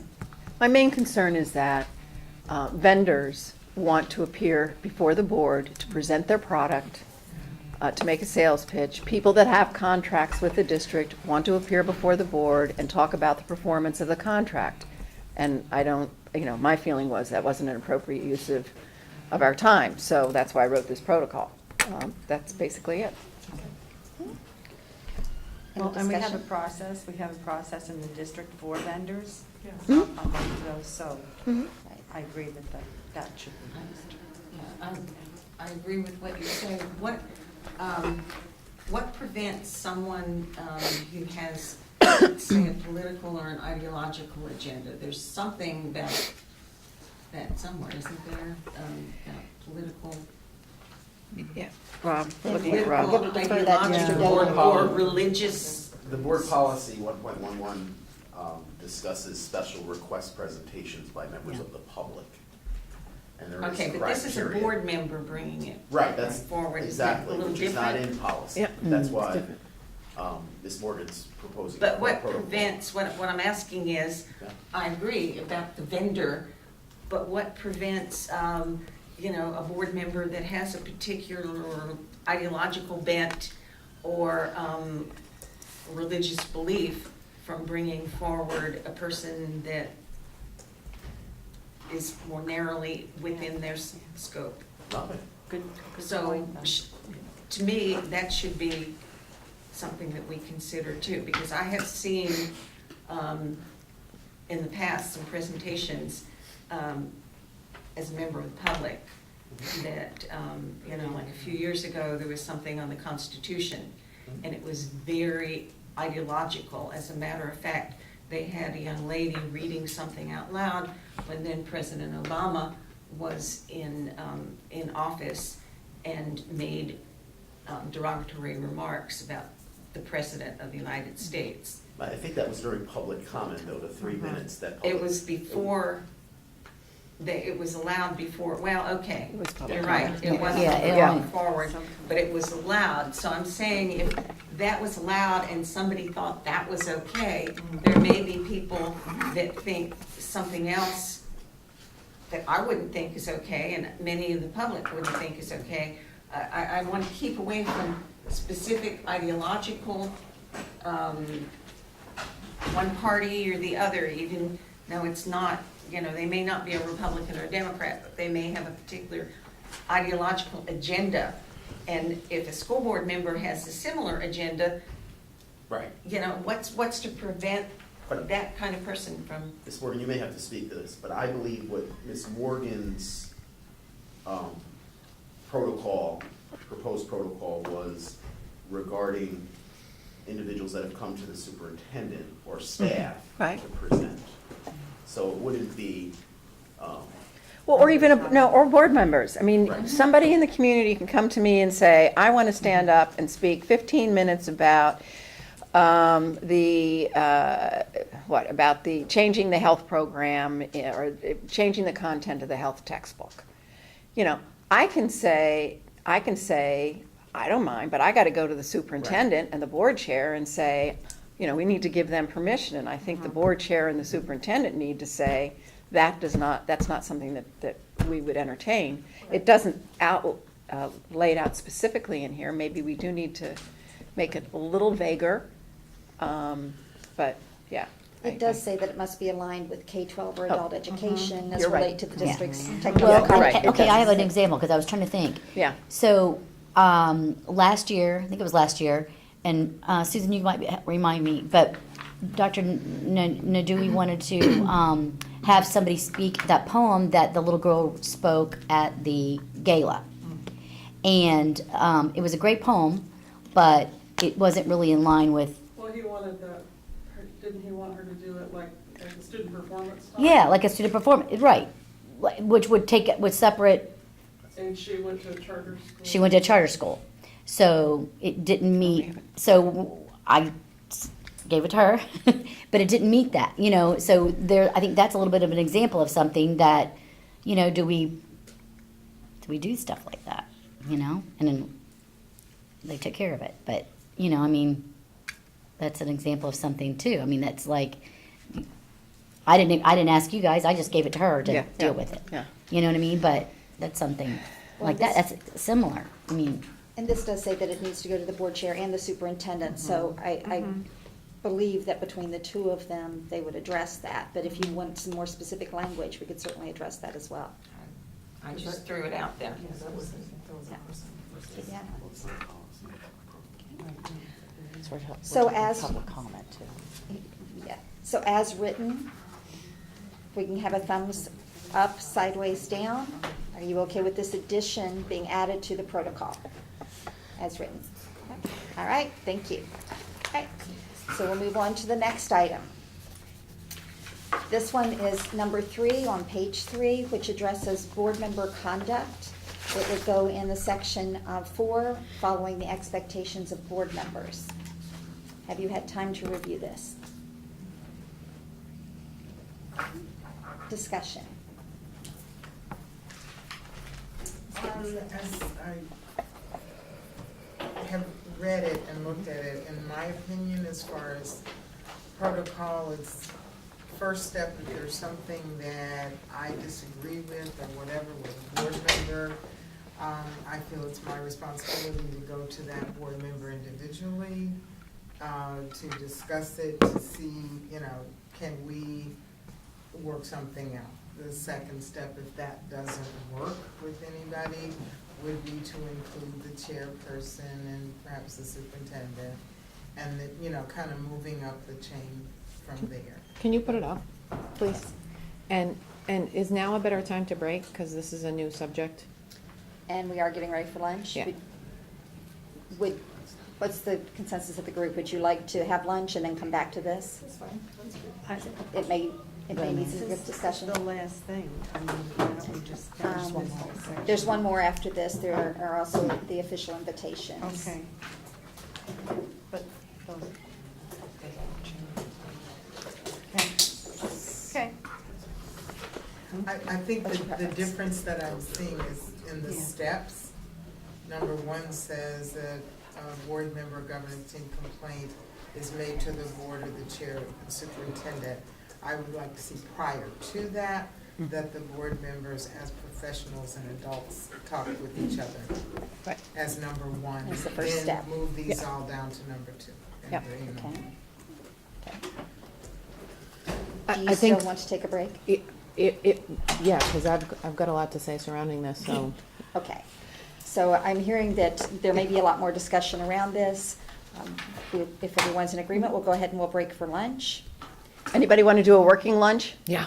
Yeah. Sure. How are people on a working lunch? Okay, I'm good. I'm okay. Okay. So, All right, so maybe like a 5-minute bathroom break Yeah. and grab your lunch and back to work? Okay. Thank you. thank you.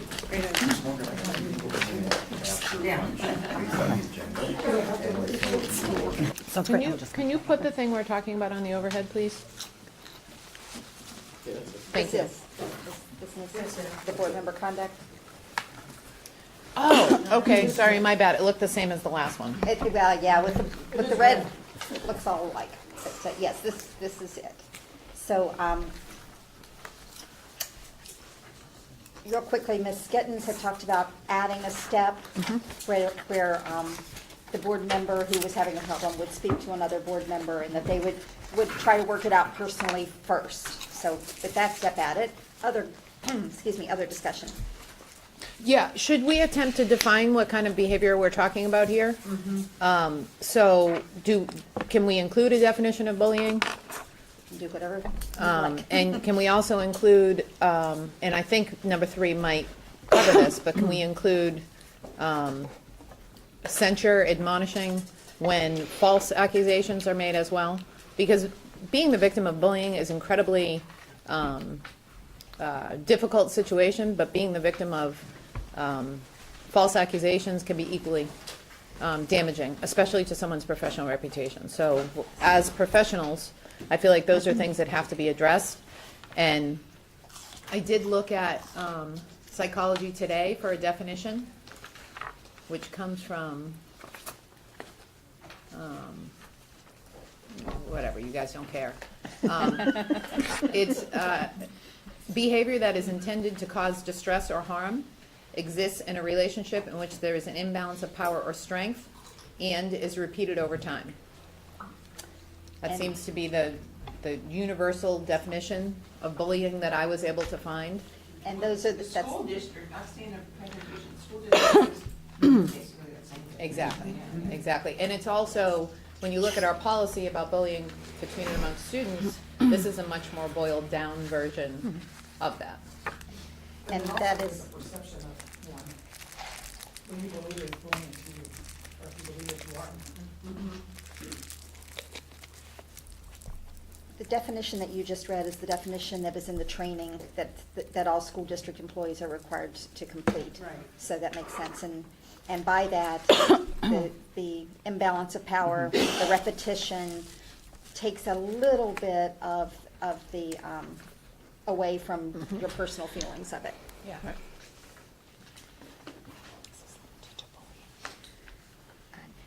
So you wanted to put in the definition of bullying and to add that to it, and then you also wanted to add false accusations. Yeah. And I'm I not going think, to try I and do think that number up 3 here. might handle that. Finally, the school board will direct the board chair to prepare a regular meeting agenda items admonishing the board member for his or her conduct to include censure for false accusations. I kind of have an issue with that one. I mean, I don't know, So the do I. public admonition is kind of bothering me. I mean, I understand, getting it out of the open, it's almost like, bringing the kids together and say, okay, you apologize in front of the whole class, stuff like that. And I don't know, I'm not sold on the public agenda. That's just a concern. Well, having been on the board since 2012, and bullying started in 2012, and it's been part of the culture. My feeling is that there are some people, the only way that you can stop them from, particularly board chairs, the only way you can stop them from using their position to intimidate and bully other board members, or staff members for that matter, is to publicly call them out for it, because it is and has been a problem. And it's a problem with board chairs, it's a problem with board members. We have had a great culture these last 2 years. But I will say, having been involved in some of these incidents over the past 6 years, there was no recourse. And given some of the individuals who were doing it, there is no way that a conversation with the superintendent or a workshop meeting was going to stop it. It's just, it was, it's a function of people's personality. So I felt very, very strongly that there needed to be, I feel very strongly that there needs to be a final step, which is that if the board member is not conducting themselves in a way, with the superintendent and the board is not conducting themselves in a way that is appropriate, and we've had the conversation and the conduct persists, our only recourse is to publicly censure them. So that's why I did it. Describe or give us an example of that public censure. Well, so the board has, the board wishes to censor so-and-so for his conduct, which the board finds undermines the work of the district and the work of the board. That's what I would say. I'm just not clear on how there can be an environment of bullying when there is no imbalance of power anywhere at this table. Everybody is equal That's here. right. I mean, I understand staff might be in a position where they could feel bullied by a chair or by a board member, and I believe that there are policies and procedures in place for them to deal with that already. But the seven of us sitting here at this table, we cannot bully each other. We are 100% equal. Well, what about intimidation? We had a board member who was not afraid of another board member, but was afraid of a staff member. So, and Patrick Hayhurst had to be around when that board member was in the board office. I mean, it's not, I don't want to air dirty laundry for the last 6 years, but the fact of the matter is, there has been a problem that has been unaddressed because the people involved had no public way to address it. And Melissa has talked about feeling bullied, and she brings her husband because he's her protector. We should be having a conversation about why she, as a board member, feels it's necessary to have her husband there as a protector. I mean, there's an issue in the board that we're not talking about if that's what she feels that she needs to do. And I'm just trying to figure out a procedural way to put this out on the table, so rather than hearing about it in the press or whatever, we are having a conversation here. That's fair, and I think that very first step has not been completed. Yeah, I agree. And I'm grateful that she suggested that. So is there something you want to say surrounding that? Well, I haven't felt comfortable, but it started a long time ago with somebody that was coming in the office. I mean, in the audience. That when I first, got on the board member as a board member, that started that. It was an outside, an ex teacher, but he hasn't been coming now, and I'd say in the last few months. But that's what started it initially and that has nothing to do with bullying. Then that was other things that were going on.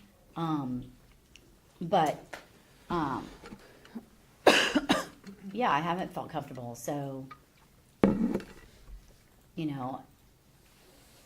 when I go to speak, I've been cut off. I've not been allowed to speak. And when I was in opposition of something, I didn't go around doing that, but I never was allowed to speak. And I had a clear message to send that, I wasn't against the tax, but I was against how it, was the method of the way it was being promoted sometimes. And after not addressing the issues at hand with the audit and so forth, that there was things, and so it came up. People, I felt, Chris, we haven't got along, so there's things that happened. I mean, just a perfect example was when I voted against the tax initially, and then that went into the incident in the hallway. Okay, how I would have liked to have handled that situation was to sit down with you and have a conversation. If you don't feel comfortable having a conversation with me alone, that's what the board attorney is here for. Okay, that day you were screaming in the hallway, and I had to leave. There was no sitting down and talking to someone that was screaming after bumping into me, which I thought was clear and accidental. And then apparently it might not have been because, and you had made a big, huge scene There was no sitting down and talking with you at that moment at all.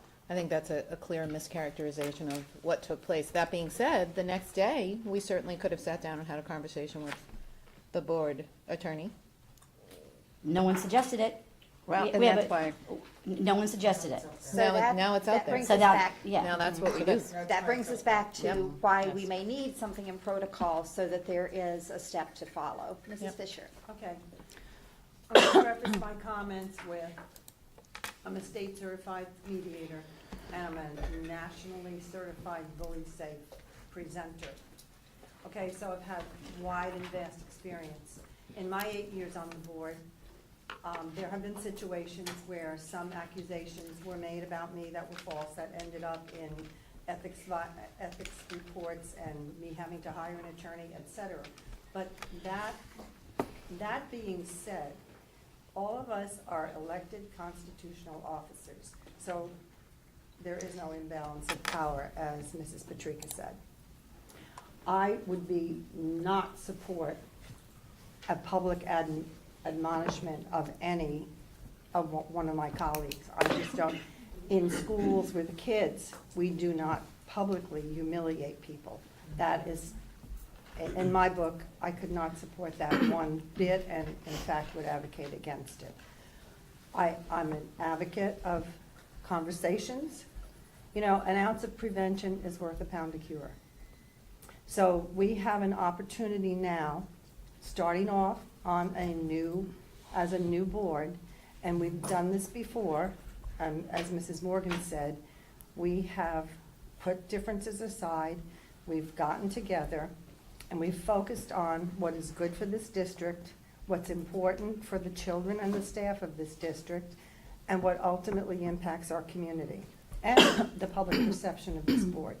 So I believe that we have an opportunity here now to agree to have those conversations, to use the board attorney, to get a mediator if we need one, to sit down and prevent these things from snowballing and becoming more of a major issue.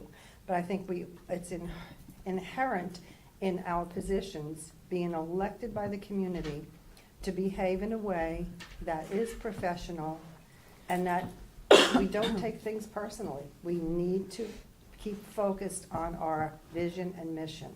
So that's what I'll say for now. Thank you. Other discussion? I wonder if the board attorney objects to being used. It's funny that you said that, because my comment is I kind did. of in that regard. That I think, you know, we're all very close and connected here, you know, with this organization. Maybe an outside, you know, not invested person to speak with the two people might be a good option. I mean, we have EAP as a part of our, you know, benefits. And, you know, I too was a Supreme Court mediator. And, you know, you try to kind of get those two people together. When people are in the heat of disagreement, bringing in someone that they see every day just may not help to diffuse it. It may ignite it more. And for the record, I did go to Mr. Martin the very next day. So I did, and so nothing happened. So, what did you and- want to happen? Well, maybe he could have put Chris and I together. Oh, okay. I mean, you know, Okay, no. nothing. And you know, and I've talked to FSBA. You had me reach out to FSBA. I did, and she did not contact me back. We talked a little bit, and that was it. She said she'd get back with me, and she never did.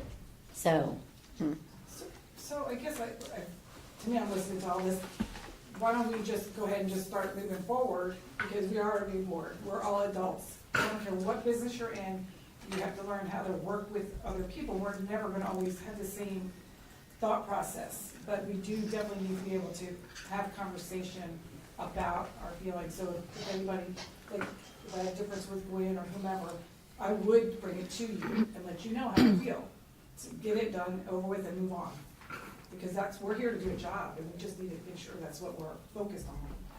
And before we move on, I want to publicly apologize to you. I had zero intention of making you feel bad or having any kind of a physical altercation with you.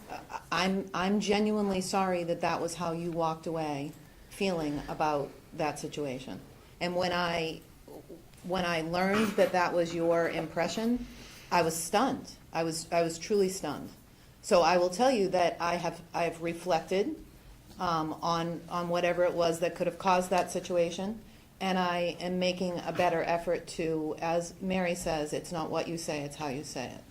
So my genuine and sincere apologies to you. Okay, I accept that. So can we Thank you. start saying hi to each other when we see each other? Yeah, well, I tried talking to you the other day with your daughter, and you didn't really talk to me. This is a new day. This is a new day. It's fun. As someone who has viewed many school board meetings for quite a few years now, I think one of the problems is that there seems to be a culture that everybody always has to be on the same page, and everybody always has to agree. And I do not believe in that, because to me, the only way that you can progress, the only way that you can move forth is to have some respectful disagreement. And, I mean, thinking outside the box, however you want to say, the collaborative thinking must take place. But what needs to happen is, and I've seen this, that when somebody disagrees, that people take it to heart, they take it personally. You know, there's some things that's just the way they are. And you're gonna get to know that I'm the kind of person, I love to brainstorm. I ask questions, and it's not that I'm trying to be negative, it's that I need to know. I'm not the kind of person that's gonna make a decision just by emotion. I'm not a particularly emotional person when it comes to professional things. So I think that's really one thing, and maybe just because the board has a totally different makeup now, that's going to resolve itself. But truly, the board has had that perception to the public that if you are in the minority and you are disagreeing, oh, bad, go wrong, you must agree with the board or you're doing something wrong. And I think that's where some of this stuff emanates. And it wasn't just you. I had Mr. Tuber, same thing. He had come at me at different times too. It was kind of a tag team. Part of it is, I think part of it too is we're both lawyers, or I'm not a lawyer, I went to law school. And it's in our nature to debate. I mean, that's like the most fun thing on the face of the planet, is to debate. And so, again, I've reflected and determined that it's not what you say, it's how you say it. Your perception of my approach to you, I don't think is in line with my intentions. I don't have any interest in changing your mind. Every interest I have is in understanding your perspective. I walk in, excuse me, this is why we shouldn't have working lunches. I walk into these meetings, and I said this a million times, stuck inside my own head. I've done all of the research, and I think I know where I stand on an issue, and then somebody will say something that I hadn't considered, and I'm like, oh, okay. I desperately want to know where you're coming from. We are not always going to agree, and I think that leads to the absolute best decisions on the face of the planet. Right. That being said, once the board makes a decision, it's the board's decision. That's right. And no member of this board has the right, the authority, or the power to work against the board when they've decided to move forward. So, again, I think it's just, I know I'm a strong personality. I know I'm not everybody's cup of tea.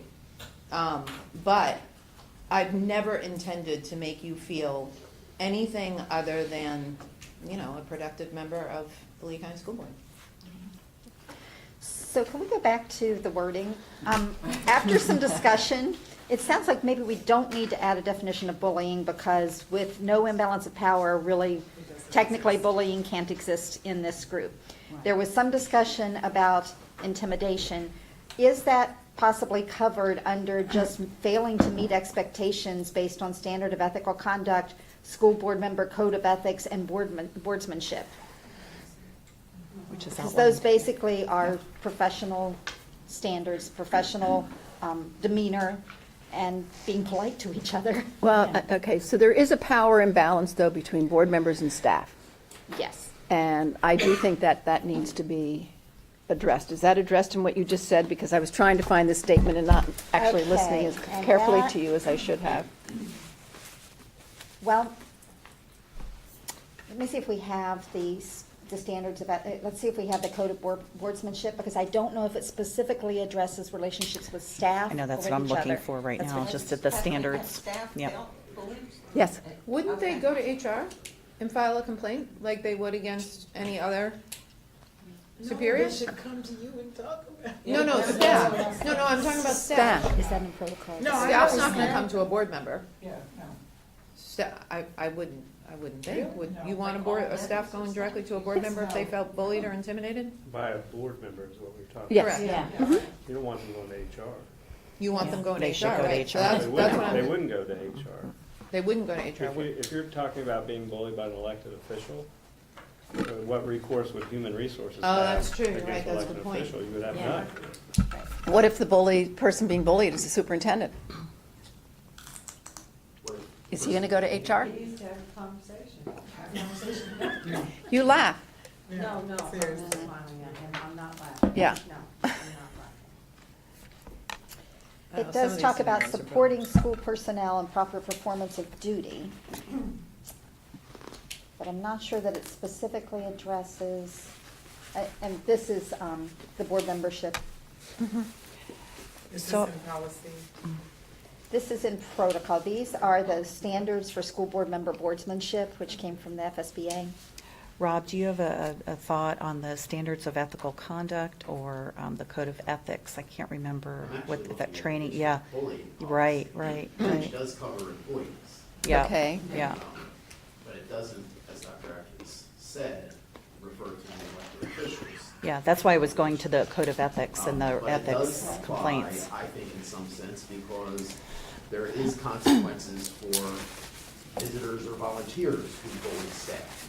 Mm-hmm. So theoretically, although you're not a visitor or volunteer, if it encompasses those folks, why doesn't it encompass Yeah.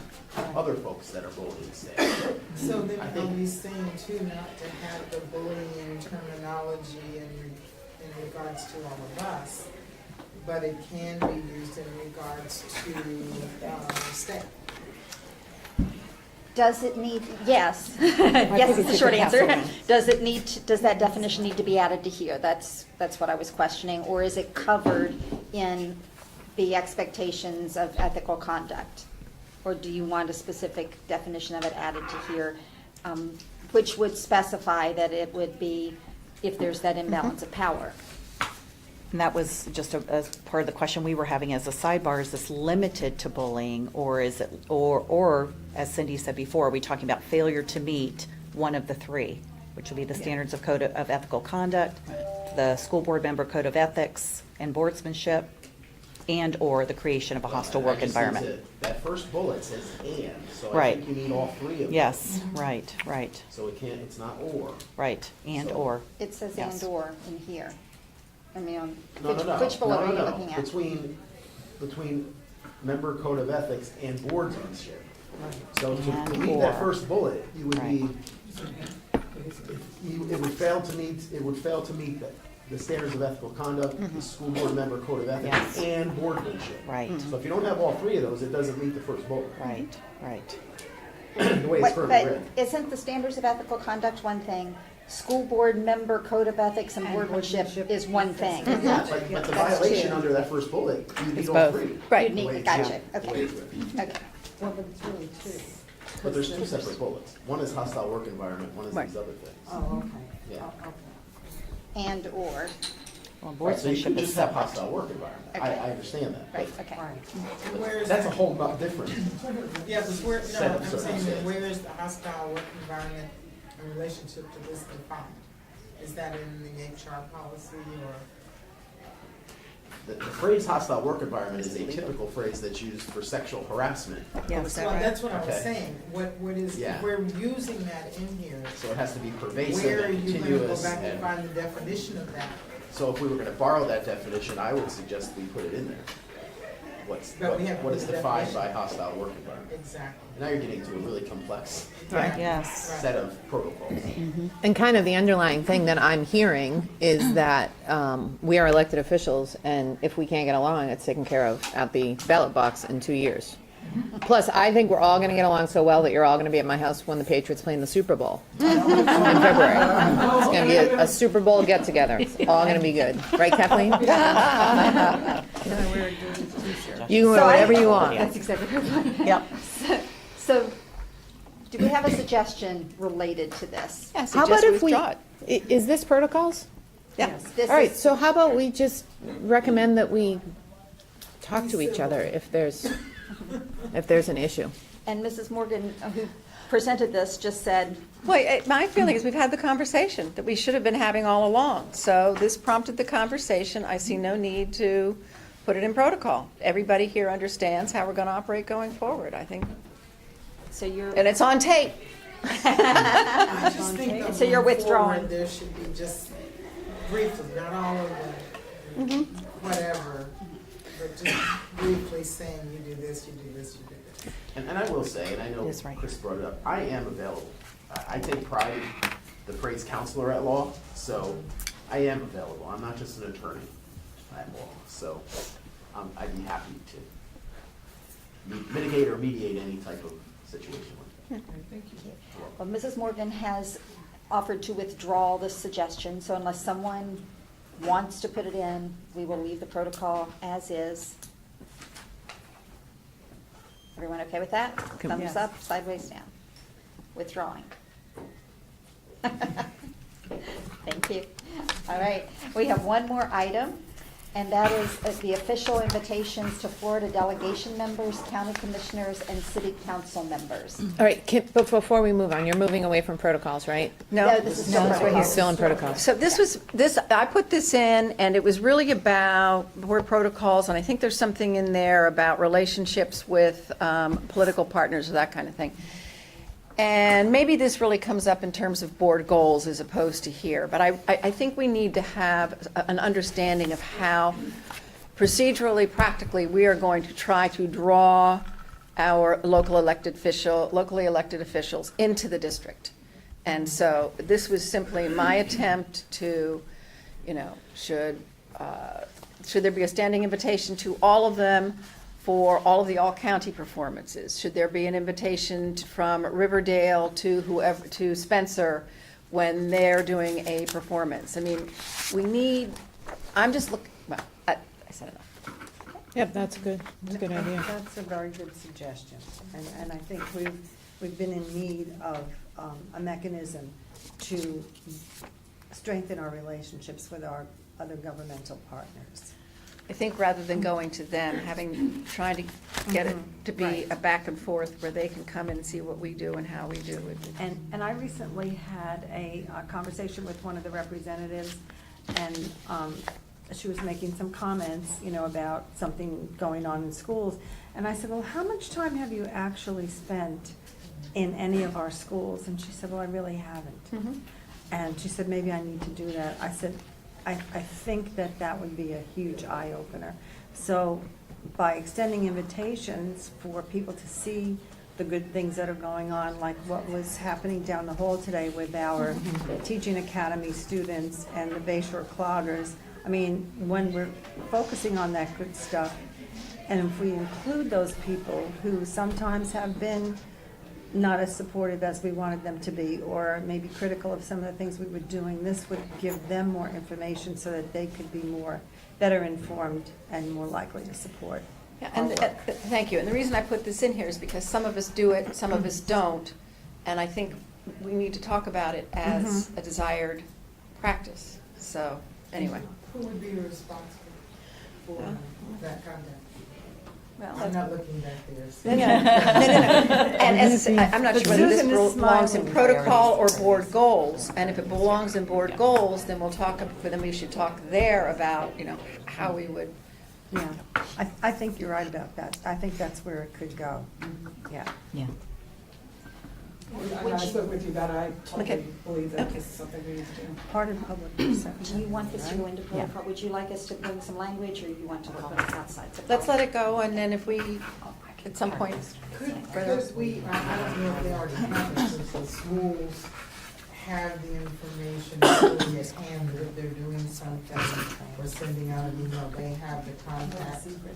we're not sure. Some do and some don't. Some are more proactive than others. That's why we want to build in That's a, what I'm saying. If we an make expectation sure that, they have it. yeah, can they, just they, plug it in. yeah, they have the information they need, yeah. Before we move on to the next phase, Ms. Patricia, did you have something else to say? Yeah, just, what did I want to say? Oh, if we can't go to a thing we've committed to going to, can we please try to get in touch with each other ahead of time and let each other know? Because to me, there's nothing more embarrassing than sitting down and being announced and nobody standing up when the name is called. I think that reflects poorly on the entire district. I get people get sick, I get people can't, whatever, I get that life comes up, but please let us communicate between and amongst the seven of us, or through Susan, when those things happen. I don't think that's a violation of sunshine, is it, Mr. Attorney? No, if you're not talking about something that's gonna come before the board. That has nothing to do with protocol, that was just a request that I wanted to throw out. Ms. Morgan? I have two comments. First of all, I would like to suggest, having sat in board seat 7 as chair, for anybody who sits in chair 4, 5, 6, and 7, if you're board chair, communicating with the superintendent and the board attorney is a real hassle.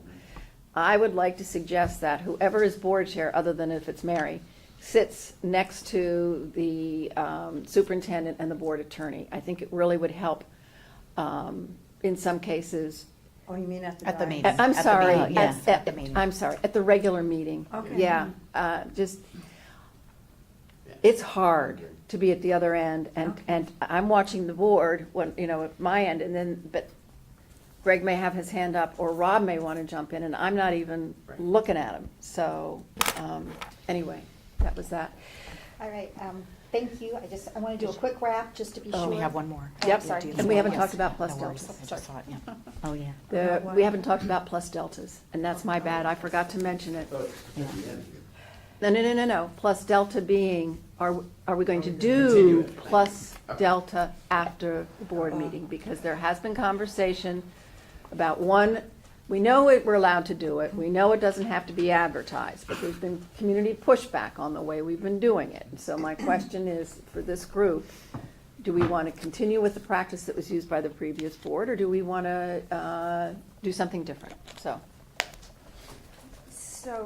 let me say this about plus delta. I feel like we could even do it right at the end of the meeting, at the conclusion of the meeting while we're still at the dais. But I don't think we need to talk about, no offense, the temperature in the room or, you know, any of those little things that are not pertinent. So I think if we stuck to important topics and issues or observations, we could do it right then, and then there would be no question about sunshine or any other. And actually, that's exactly what I was going to say too, because I like doing it, but in the spirit of transparency, I think we just do it right there and nobody can say a word. And that's I exactly get- my fear, is nobody will say a word. Well, And I will say, I feel bullied by the fact that you disregarded my dislike of the cold. Crying out loud, that is a big deal, that's I pertinent. always bring a blanket and a jacket. Well, I would like to say that, I really felt like the camaraderie of the plus delta has made a huge difference. And part of the camaraderie is the goof off. Right. You know, And the you can't do that competition at the between dais. Chris and Steve on the football and on whether it's hot or cold.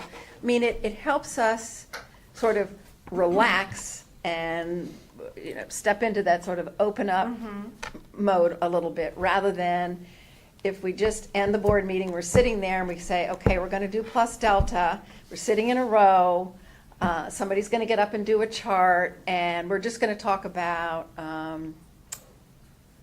gosh, Kathleen, I wish you hadn't talked to that member of the public that way. I mean, I know that that's part of it, but I also think that I liked the congeniality, the conviviality, whatever you want to say, of the easy conversation. And that's what I miss, and that's what I like in the circle, when we sit around. Other comments? Never been to one. I was just gonna say that. We can't come because we have no idea. Oh, So we may have to do one just so they can see what it's like. So what would you suggest for the first board meeting? well, maybe we ought to sit at the board table and try it. What do you think, guys? I'm not, it's too formal for me. Yeah. I can't let my hair down there. Yeah. I'm not talking about Yeah. how awesome the Patriots are. Yeah, I At know. that, it's just not, it's the organic team building that occurs in the Plus and Delta room that doesn't occur. Why don't we give it a try for a month or a quarter and then revisit, like we decided to revisit something else, once you guys have had an opportunity to give it a try. Could you tell us what that is? Yeah, plus deltas, we get together after the action meeting, and we write down pluses and deltas, what was good about the meeting and what was bad about the meeting. Okay. And it's things like, a board member didn't follow protocol, or it was too cold in the room, or the student performance was so inspiring, or just, It's a just, recap. it's a recap of recap. sort of like the procedure of the meeting. We never talk about anything we're gonna vote on, Right. so there's no sunshine implications. But it's an opportunity to spend time together outside the formality of a meeting. And it also allows you to immediately diffuse. Exactly.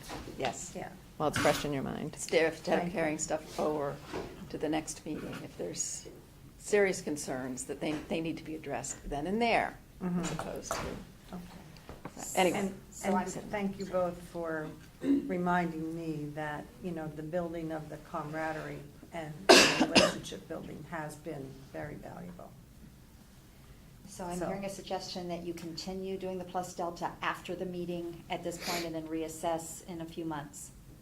Thumbs? In room C and D, And C and D. not a dais. or D, like Right. Not a at the D. days, Yes. no. Not, Like in D. right, Yeah, Yes. go in D. okay.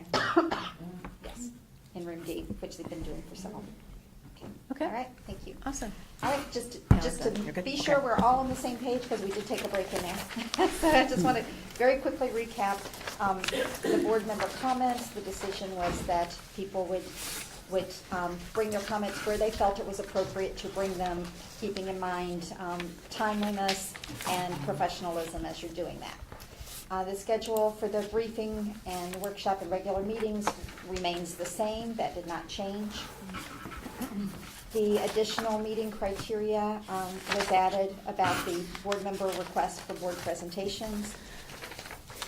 And then the board member conduct was withdrawn by Mrs. Morgan with that discussion that the board would work together to address problems one-on-one. That does mean there is not a specific protocol in here for steps to be taken. Okay? And then the last one, you're going to talk about during board priorities with the official invitations, correct? All right, thank you very much. I appreciate your time.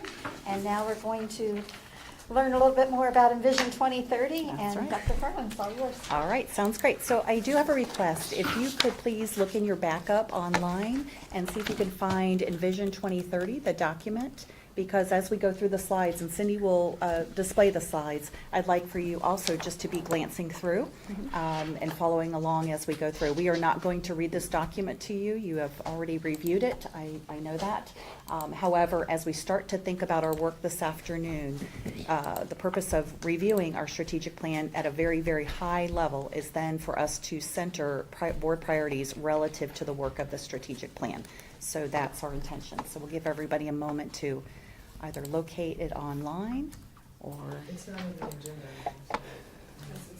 Yes, yes, it if is. somebody has a page number, that might be helpful. Oh, I see. It's number Do you see it? 6. Okay, all right, sounds great.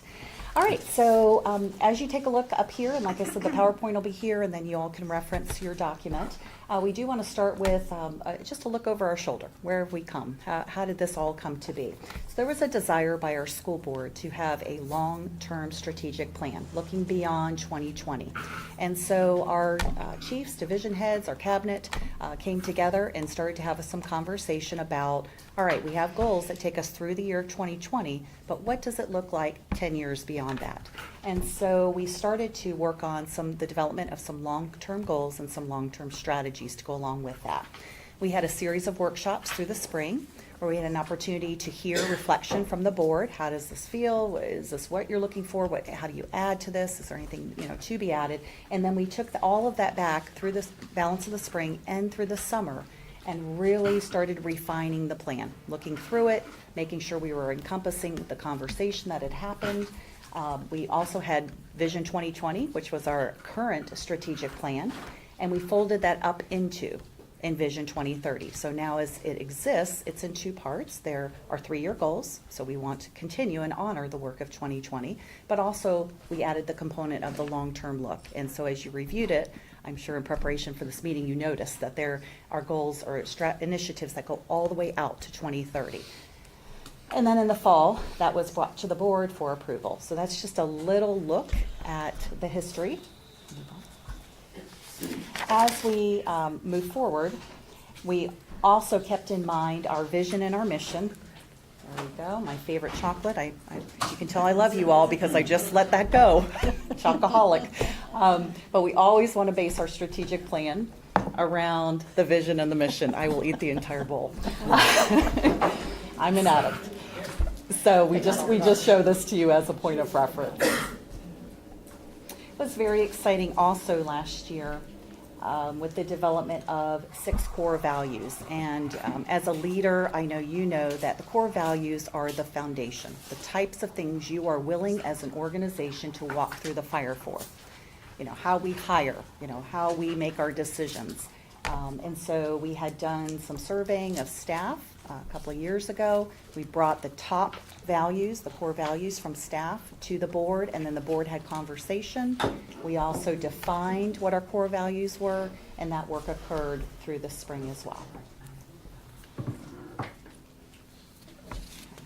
And as you look at your document, my apologies, that's on page 2. So you can see the vision and mission and then the core values that were established. Okay. From there, after we had decided on what those basic tenets were going to be, then we took a look at the feedback. We looked at the divisional work and we said, what are we about? And we really decided after much conversation with our board, with the superintendent, the cabinet, and others, that we're really about student success. I mean, when you boil it down, you can have all these goals, but what are we about as an organization? It's about the kids. It's really about their mastery of the subject matter. We keep the whole child in mind. We look at social emotional. We look at those foundational skills that the business community continues to talk with us about. Put the cell phone down, learn how to shake hands, look me in the eye, be responsible, show up to work on time, dress appropriately. All of the responsibility, all those good habits that we instill at our dinner tables and with our children, want to make sure that's happening for every child, all 94,000 of them.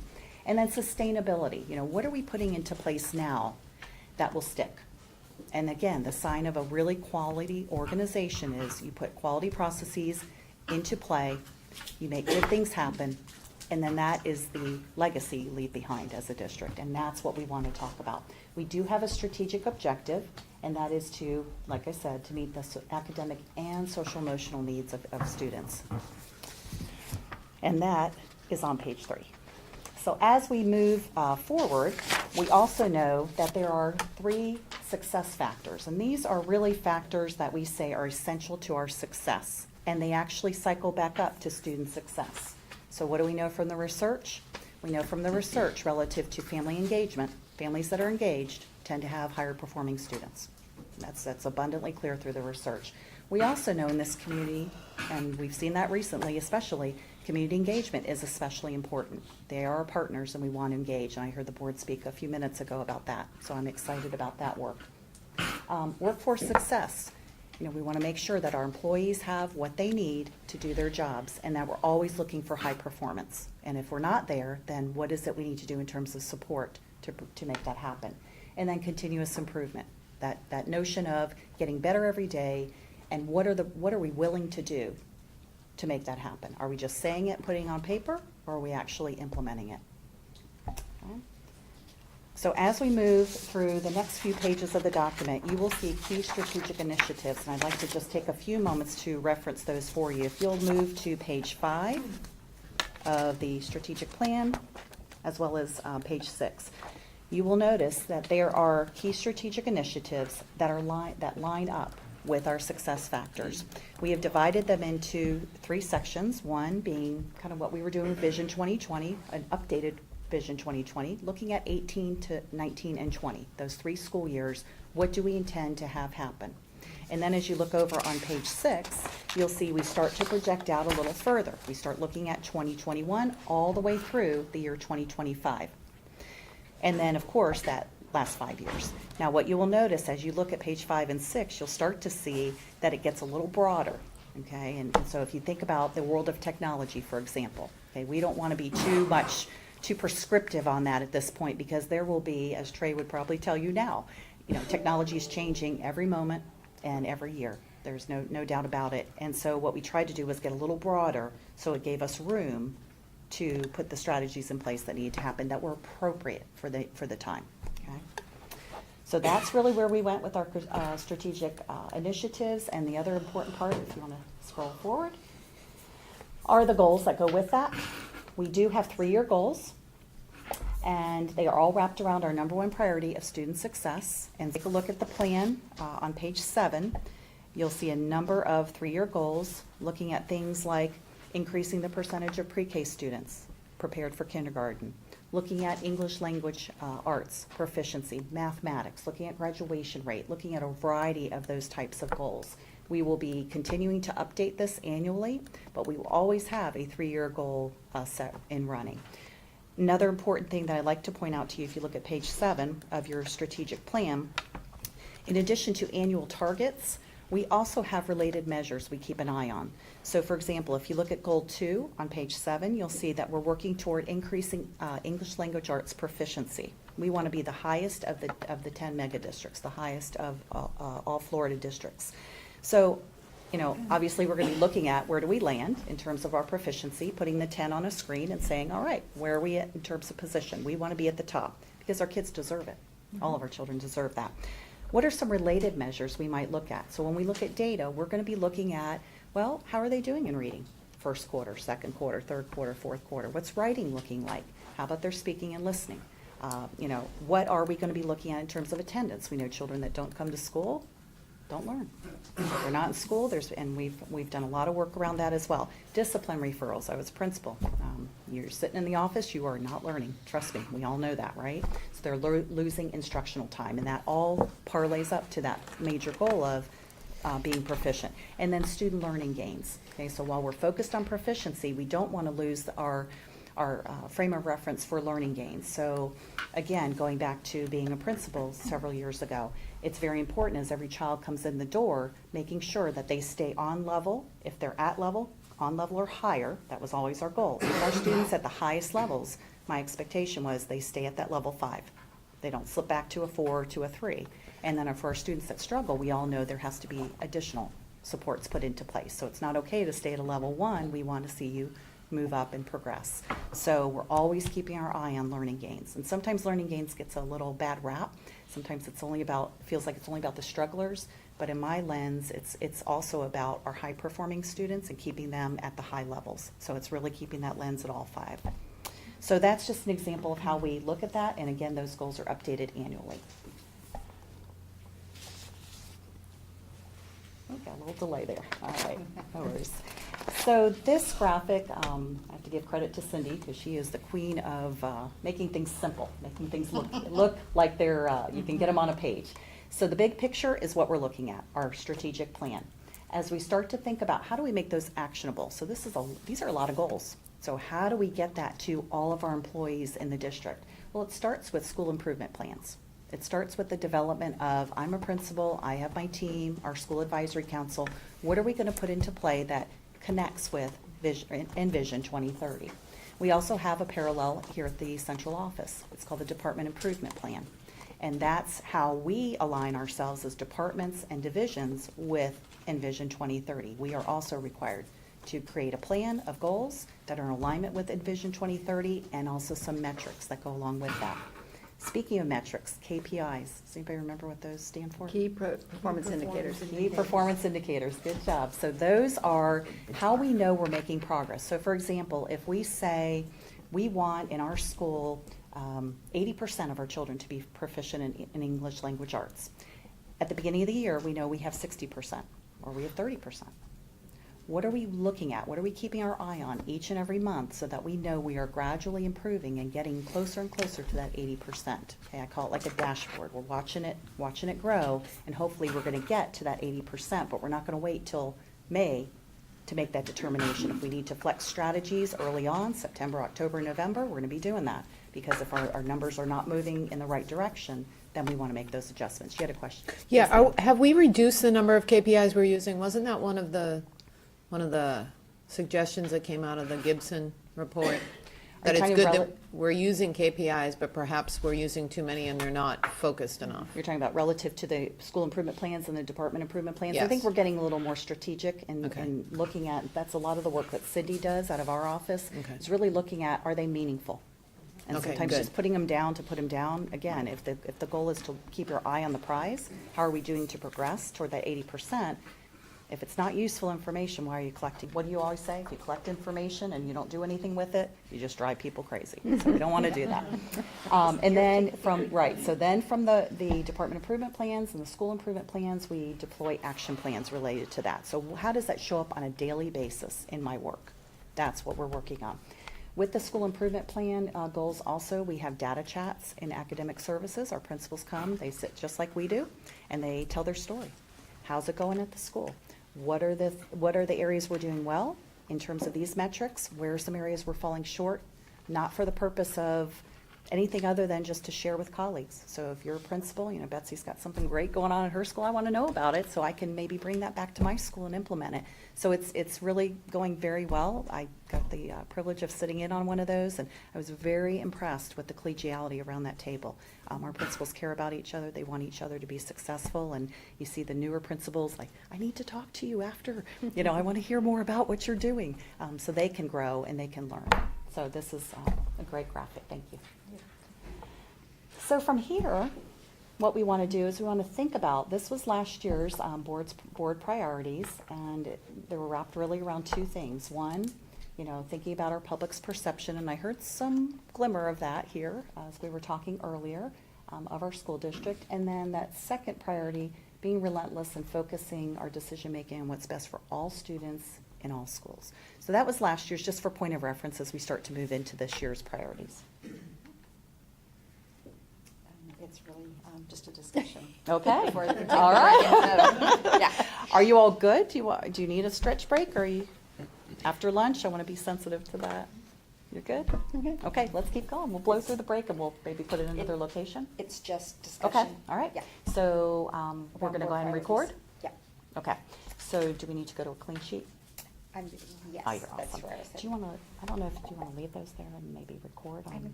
do it on do paper that? if you prefer, sure. Or do we have a slide here? We just have a blank slide. Oh, good, let's do it there then. Okay, so we're open to priorities. Do you want to talk in light of the work is of the district in terms of strategic planning and some of the conversation this morning? We're open to ideas around your board priorities for this year. The one you just down about, Okay. the perception, Okay, that one. all right. Then in the last 10 months, I know I've heard more about transparency than I Yeah, wanted to yeah. hear, but, in meeting with one of the department heads, I described it that transparency within the walls of this building is one thing, and transparency outside that door is something totally Yes, different. ma'am. Yes, ma'am. Within the building, you've got professionals and people that have done things for years, and you talk to each other in language that you each understand. But outside those doors, people don't understand what you're saying. One of the things I've noticed, like when Cindy will say, okay, so is this what you're saying? We need to do Yes. more of that at all times at the board meetings to break it down and to be able to say, this is what we mean in $5 words instead of $25 words. I mean, we, can impress each other to death within the building that, we know how to do this, Yeah. and this algorithm, but outside they don't know what that means. And if somebody doesn't understand something, it becomes non-transparent. And they equate the two together. So what I hear you saying, Gwen, is looking at clearly communicating and, you know, that whole notion of if I don't understand, then I have a duty as the learner to ask the question as well. So if I'm listening, we But have how we do have I a know duty. what to ask? So we have a duty to communicate in a way Yes. that people understand, but it's also reciprocal. If I say it in the way that I think is the appropriate way, and somebody doesn't understand, then it's that whole cycle of communication. It is, and they're not always going to know what to ask Right, you. right. And it's like a parent who speaks a different language, Right. and their child goes to school and learns English, and they come home, and they feel some kind of way about the fact that Sure. now you're separating my child and I, Right, right. and we can't communicate. Yeah. So we yeah. can't always just say, well, it was out on the board's website for Yeah. the last Yeah. month. Right, That- right. That's just not enough. Right. And if they don't know the questions to ask, they're not Mhm. going to ask them. Right. And they leave with the perception Yeah. that you're not being transparent. So here a priority around communication. Yes. Do you want to think about how you want to structure that, and we'll put it up on the board here.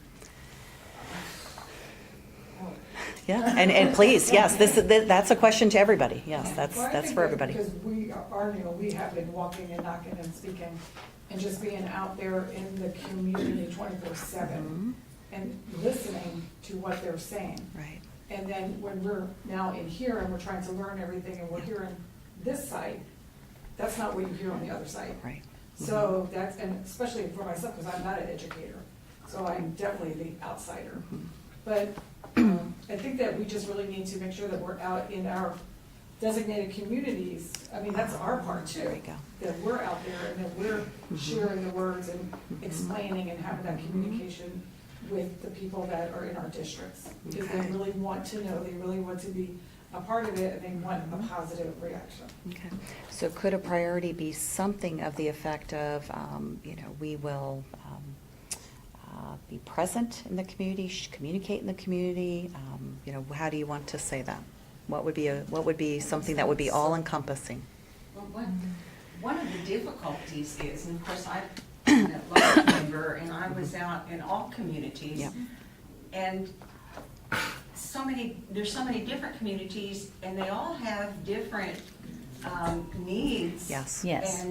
And we have to have different ways to communicate. Yes. And Denise and Dr. Atkins, you were at the meeting that Crystal Johnson had. Okay. Was there a clear I don't know if you want to describe, was there a clear lack of communication, or at least they felt like it was, and if they felt like it was, then it was missing. Yes, absolutely. And it And gave chance for that clarification too, It right? was a unique Sure. way. Mhm. It was, trying to remember if there was an official name. It was at the Stars Complex, Yeah. and. Community the second- engagement, And yeah. the second half Mhm. had to do with, the. MTSS, the- yes. Yeah, okay, and the difference, and most of them had no idea about it. They said, but this is never, and it became, they were angry. Mhm.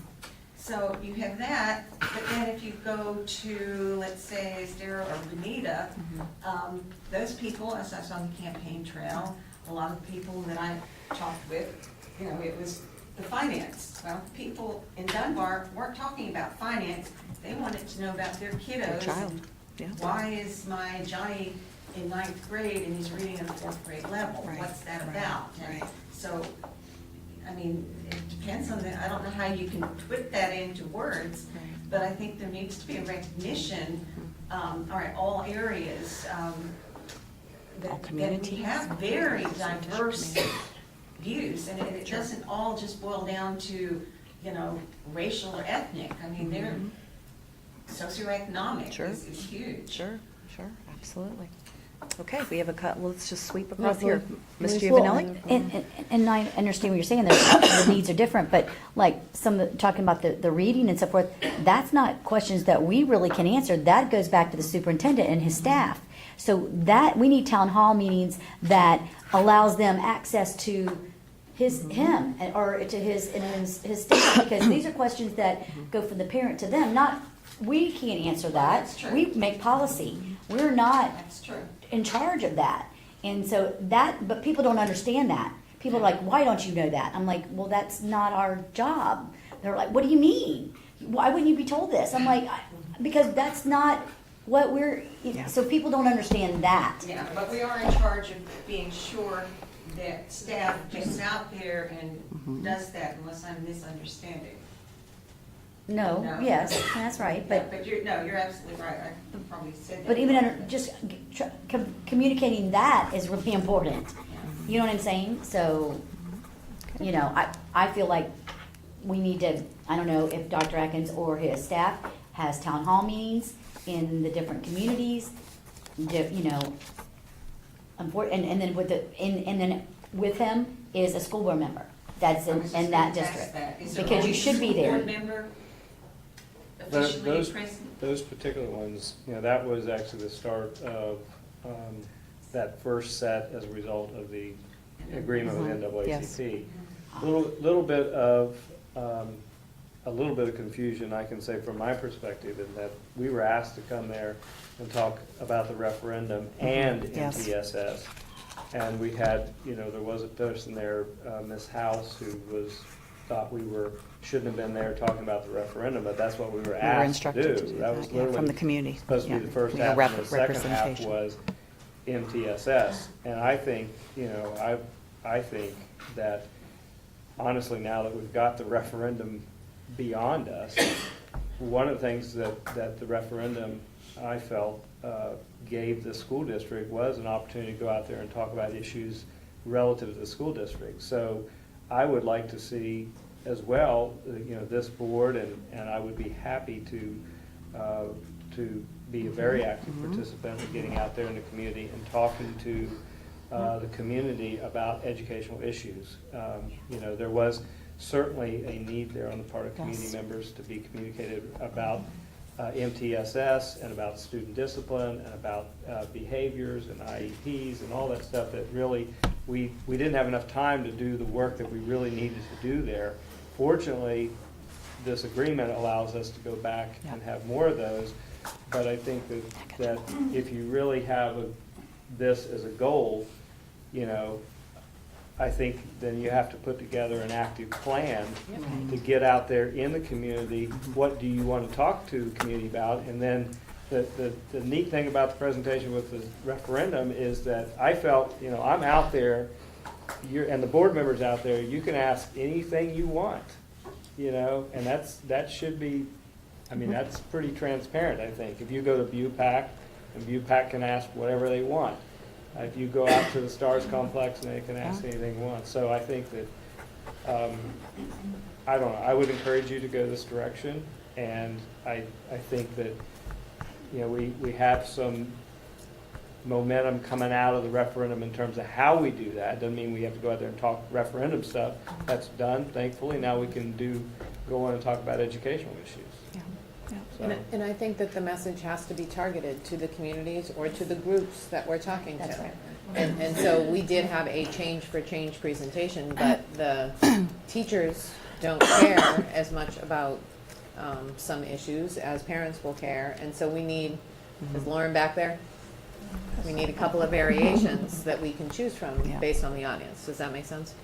Yes. Wait a minute, Mary's hand was up. Sorry. No. I didn't see it. Everybody keeps cutting Mary off. So, as a forgotten about you, longtime district person, I think this has always been one of our greatest challenges.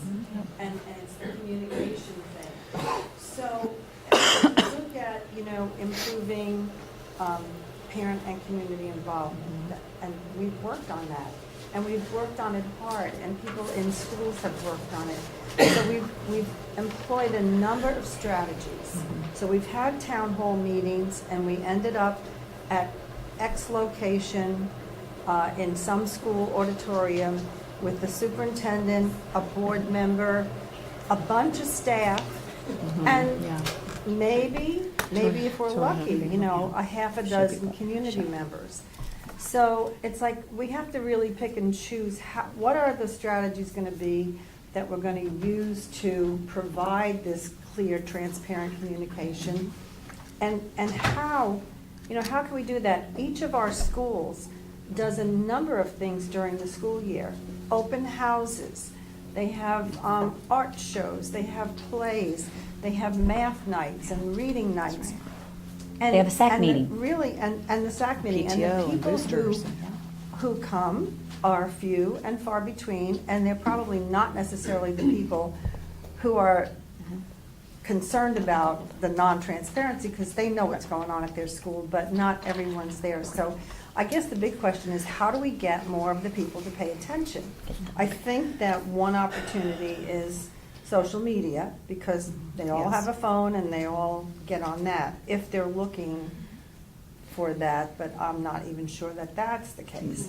So I think that we're looking to communicate with the general public, inform them, educate them about our educational system and how important it is, but how do we really get their attention? So I just wanted to throw that out there, because it's not like we're not working at it. Exactly. So just before we move on, I want to point of clarification. So we have an opportunity to identify a couple of priorities. Again, we'll want to limit those maybe to 3 or so, because if everything's a priority, nothing's a priority. Would you like to, and this is really for you to decide, would you like to now put a few bullets under this to identify a few possible actions? Because I'm starting to hear that is where we're moving. Or would you like to identify our priorities and then go back and do action plans associated? this is priority. Mrs. Morgan. Yeah, I'd like to do an action plan relative to this. Okay. So really, there are a bunch of different conversations that need to be held. We need to be out as a board doing what we did with Change for Schools. But in the superintendent's plan, there's also a suggestion that principals be more engaged with their communities and have their strategy. And I think, again, we need different strategies for different levels of the organization, pitching to different interest groups. Yes. And even the SAC can be a communicator. They haven't been used that way, but they have an opportunity and an obligation. And some schools do it very well and others do not. But I think there needs to be a clear statement of what should be happening with each group, and some real commitment to action plans this year, carrying on that momentum that we've got. People are now interested. They're eager for us to come out and talk. So who's talking to whom about what? And let's get it right down to the school level locally, but whatever. What group would you like to begin with? So I would start with the board. So the board's responsibility, I think, is to do exactly what Ms. Patrica said. I love her idea. Take the momentum from the sales tax and start talking about the operating side of the district, the education part of the district, the job that we're all really here for, and embed the plan and the operations part of the budget, and do some real education of the public about how it is that we get money, how we spend money, and how it impacts what we all want, which is children to succeed. So that's what I'd like to see. And then I'd like to see a more emphasis. Point number 2 would be then the principals. There's an expectation that principals represent their schools in their community. And they, just as Dr. Atkins has had to step out of his office and really assume a much larger public role, I think we need to have a conversation about what is the role of a principal in the community, and how do they structure that outreach with community members. And then I would go down to the SACs and I'd say we've got to do something about the SACs. But If we could go back to board members just very quickly, when you talked about them engaging, did you want to put into that action step specific meetings that they would attend, or did you just want to have this as a general at this point? I'd like to use the template that we used for the Change for Change. sales tax, Change for Change, thank you. And I would like to see a new conversation developed using that template at the board level. Can I just add to that? Sure.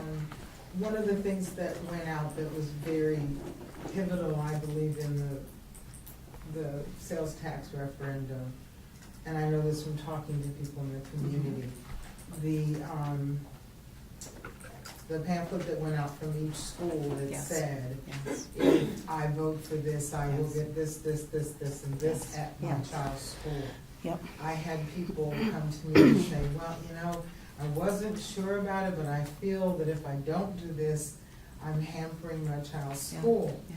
So now that it's passed, we need to show them, and that could be one of the first meetings at the schools to say, we told you we would do this, give them some parameters, this will happen by this time, because right now it's just a list saying, we're gonna give you all this candy, but we're not telling you when. So to follow up, to say, yes, we told you this, Right. and here's how we're gonna do it, and when we're gonna do it. Yeah, good. Yeah. I like that. Yeah, great idea. Okay, we're gonna capture board members and roles there. And then I also heard superintendent and some direction that you would like for him to share with leaders, particularly school leaders. Maybe instead of principals, maybe superintendent.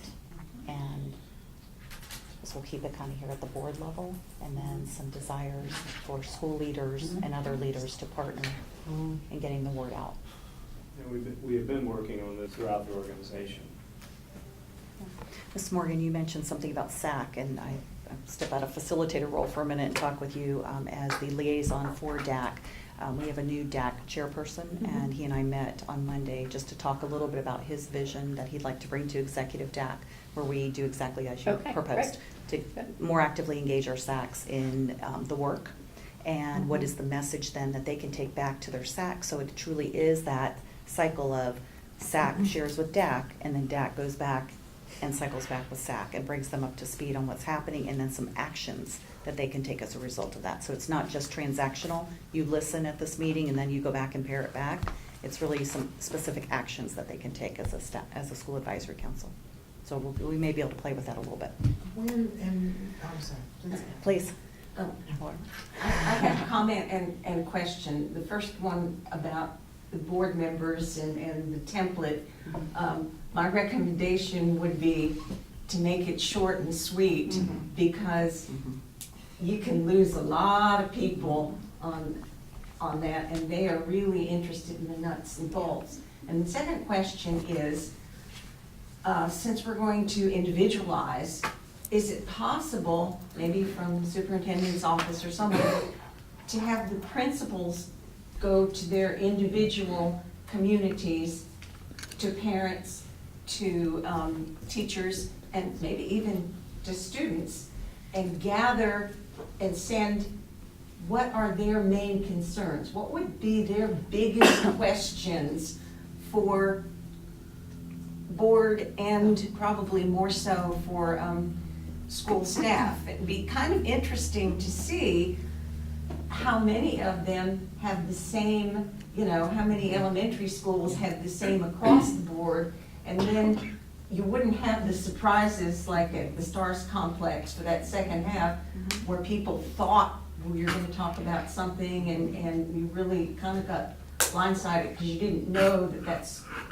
Does that make sense? Is that a possibility? About like Or is it a something? needs. So a survey, assessment. a survey could be Yes. done So a maybe. needs assessment, sure. Yeah, but to all their school stakeholders, so that we know in the particular schools, what are the biggest questions and concerns that they have for their community? To individualize it. Okay, all right, yes, ma'am? Just a suggestion and kind of rolling it out. If there were maybe a video presentation or live presentation that the staff and the superintendent were going to do, but we would be at our locations with groups of community and parents and all of that. Right. And then afterwards, with the principals and the administrators, have a Q&A and talk about, what did you glean from that and what questions do you have? Me too. Did you want to add SACs into here, or is that kind of back in the superintendent piece? I think because it pertains to one of the board advisories, then I think we would put it under the board, for sure. Yep, SAC and DAC, yep. Okay. Great. So let's take a moment and just review and see if we've captured everything that, essentially what we've talked about. I know we won't get all the details, but are we captured the essence of what we're talking about here? Let's take a moment and help us fix this if it needs to be fixed. Should that be spent at schools?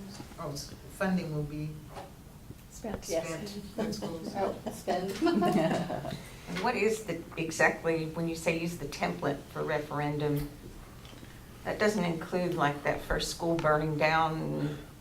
No, it's the idea. I heard that one more time. I think it's was like, common oh my God. message. Common message is what I think we're going for here. Yeah, common message, trying to go for common message, and so then you'll flex it based on who your group is. But I mean, to narrow it down, we didn't know you have to know about the county and the school Right. burning down and all of Right, that. I right. mean, I think people kind of lost it on some of the things. Okay, all right. Okay, so anything else we missed up here? But that's what I'm saying, the template, what is the template? Okay, so what is the template? So it- okay, we we use It's the the template. idea, it's the idea of going out and educating the community. That's what I take the you have- template If we to be. filled Common in that message, template, I know the right. template, but if you filled in that template, how long would it take to? We have a communications department that's really good at that, and I would think So- that whatever And it they could be presented short to and us, we sweet. would ask questions and ask for changes or whatever, but I think But- that we rely on the Are we expertise talking of. like 15 minutes would be, Well, that's yeah. my only question. I'm trying to So you're clarify wanting what it the brief to the template is. point, yes, we can make that recommendation. I think your question, Ms. Vaughn, about template was more of common language. When we go out, these are some key messages we're providing, so we're not all over the board. And then there is that time, I heard all of you, all of you say, we'd also like just some time to dialogue.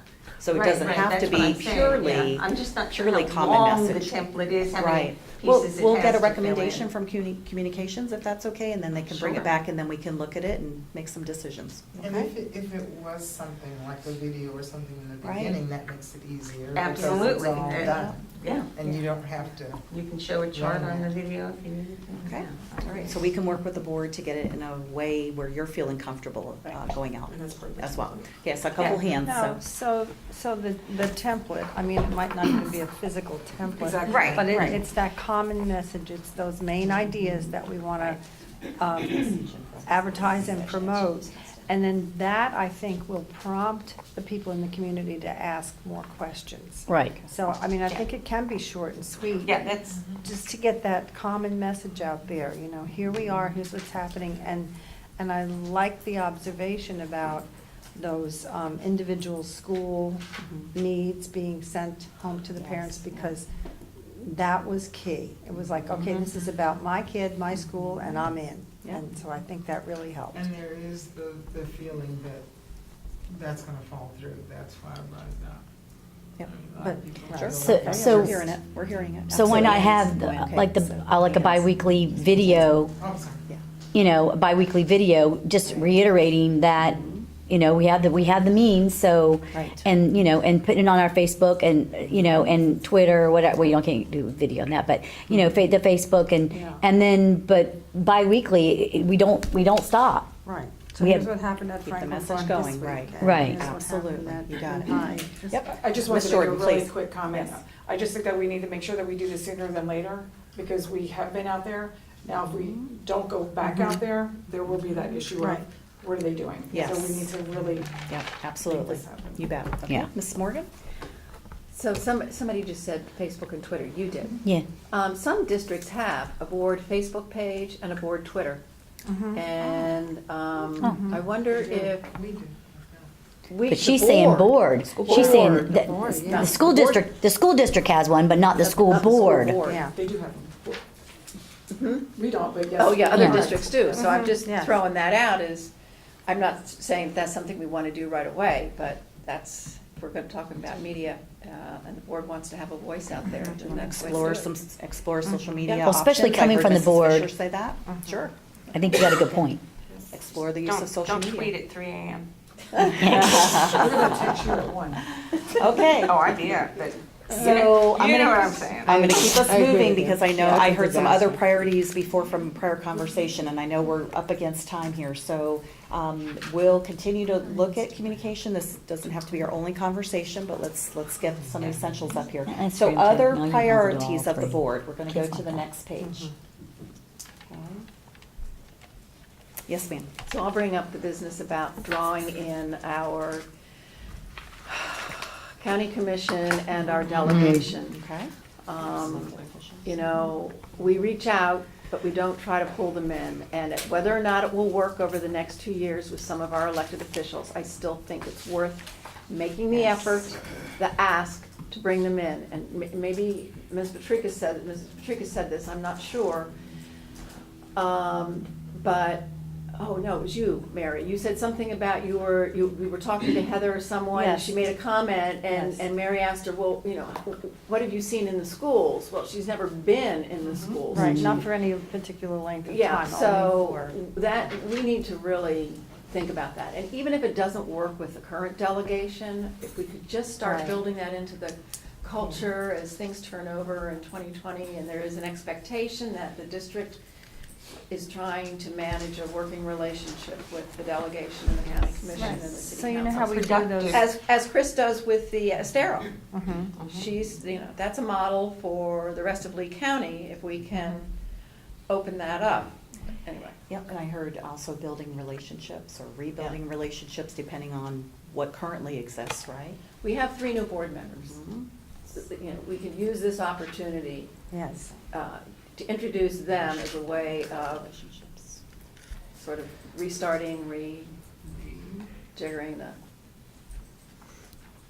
Build or rebuild relationships depending.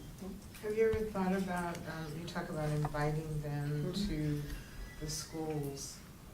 Kind of an out there idea would be to invite them to shadow a substitute in the class. I was thinking the And, same thing. And not where you call and tell the principal that, Yeah. no, Heather's coming today. Yeah, exactly. But actually just to pick up a vacancy Mhm. and to go out there with, you know, maybe somebody who's been a teacher and they show up. I know, I see you smiling, but they would probably be very shocked. We But need, we the need thing subs, is, so. It doesn't give them time to, you know, bribe every kid with candy to be good, you know, while they're there. And you know the kids wouldn't recognize, and not to No. say, hey, this is a commissioner or a senator, just, Yeah. this is Miss So-and-so. But I like the idea of shadowing somebody for a whole day. I Yeah. think that's got real value. Yeah, could be another. It's a another- photo we op should for do them, and something it's like arranged that, ahead of yes. time, and they can do a photo op. Officials. Shadow That is very true. and/or substitute teach or guest teach. That's what I'm I saying. think I think And that's are there asking any a of lot. them that If you have want, been really want to teachers? use your kids to, That's a good question. That- Especially those They can Tallahassee present. guys, they need to the sub, real they need thing. to see, if they think they know what the schools are all about, they need to see what the schools are all about. So let me make a suggestion. How about invite elected officials to spend the day at a school? Or Yeah, how, you know, yeah. we'll- Be we guest can- we- teachers? Right, we can finesse that, because again, that would be up to Guest them. Yeah. They could, I they like the could, guest yeah. teacher thing. So we used to have something where we had business people from the Leadership Lee County. community go Leadership Lee in County. and spend a day with a principal or a Yes, teacher, and they yes, were talk. blown away. I mean, because the Mhm. reality is that it's work and awesome, good things are happening Yeah. every Yeah, day. And they learn a lot. When I was part of Leadership Lee County, the person who traded places with me was very appreciative of kindergarten teachers after that time. Oh, yes. After all the ankle Went biting. home and took a and 4-hour nap. That's right. Okay, other ways we can engage and/or work to rebuild those relationships. What other ideas?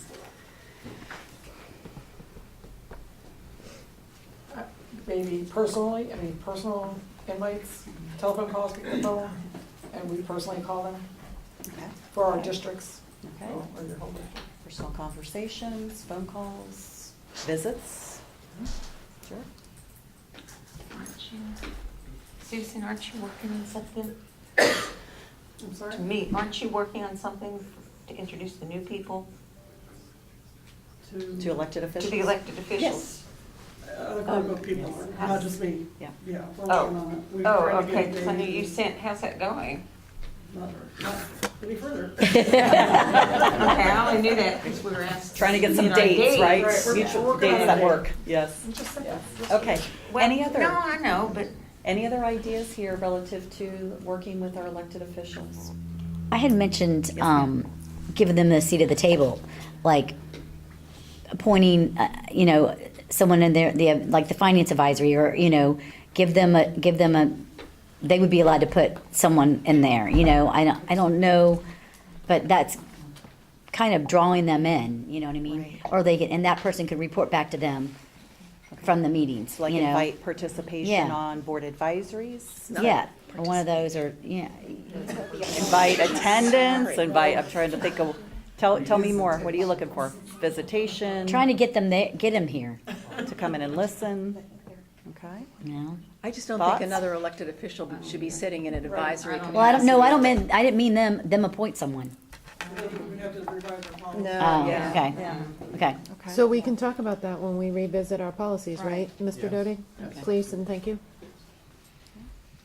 All right, anything else? And again, this doesn't have to be our only conversation, this is just initial, Right, we're initially right. working on this. Okay, any other priorities, because I know we have another conversation to get to, and we're up against time. Yes, ma'am? Student achievement is not mentioned in any of the priorities we've come up with so far. I'd Yeah. like to just duplicate last year's, but I'd also like it to be our first priority if we could. Okay, so let's go and pick that one up. Be Yes. relentless and Relentless, focused? yes. Okay. Okay, so second one, and we'll put that on the screen and let everybody look at it, and let's have some conversation around it.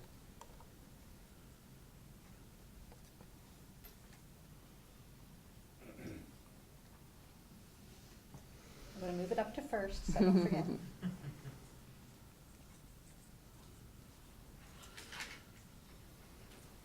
All right, here we go. All right, so let's take a look and see if everybody's feeling okay about the way it is. it's vague. Okay. What, Okay, I so mean, do we need isn't some, that let's what talk all about our it? decision-making already is? Supposed to be. Right. Well, That's why it's but it priority? is. Yes. That's why it's there. It's Well, I know, but a priority supposed to be. should be something that goes beyond the basics of what we're already doing. Maybe the To me. words all is the priority. So, Ms. Jordan, say that again, I think I I'm heard just something saying, there. maybe, just because the fact that it says all and all students, all schools, So keeping that focus on we're not, everyone, exactly. Yeah. Equity. all, Yes. right, there you go. All There you Equity go. in all. schools. Mhm. And that makes it important. Okay. And it's easy, I think, to get distracted from our primary focus, and that's where the relentlessness comes in.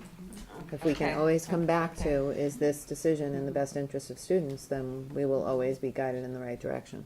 Okay.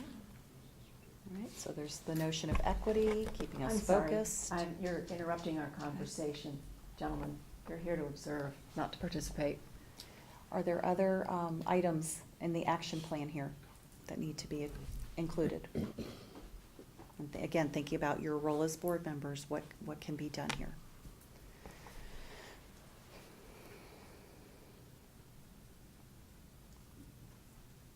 I think, and I don't know that this is something you need to write down, but I've heard, going out to our areas, but we need to have an understanding that we represent every single school in the No, district. I understand Yeah. that, but I'm No, I saying- know. I felt the need to say that because in my work with Estero has tried to get me to focus some resources in Estero that are needed in other parts of the district. So I think it's important for us to always keep in mind that That's correct. I live in Estero and I understand what their needs are, perhaps better than I understand the needs. Are you in Lehigh? Ms. Gwen? Gittens? Yes. I understand the needs there because you're there every day and I'm not. That being said, I need to be open to what you're saying and understand that I represent the kids in Lehigh just as much as the kids in Estero. So, Okay. should, I don't know, somehow in there a communication piece, because when you're talking about making decisions and you're not talking about how that's communicated and who's involved in that, it could easily be construed as you're leaving someone out and you're making decisions in a vacuum. Okay, so what are you thinking as far as the action would be?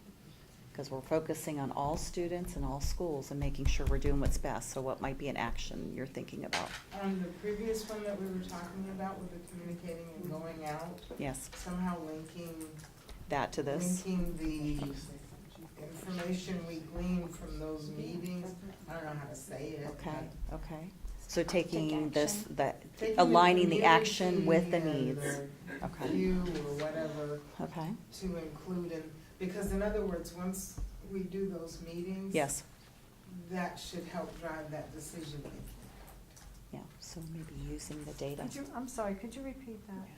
I was just saying, You don't want when you say covert. decision making, I think she's getting it that here. somehow Action you plan. want to Not covert. include the communication from the Yeah. meetings that we would have. Mhm. When we're talking about making Convert. decisions. So, yeah, so I was. Convert. Yeah, so to me, it looked like if we look up there, that first statement to me grammatically, I don't know, what if we said focused decision-making, you know, on what is best for all students?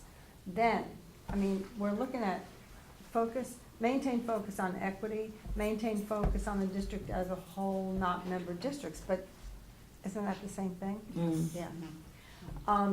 So, and maybe a statement about, you know, include our input from our community advisory boards. Well, she has that.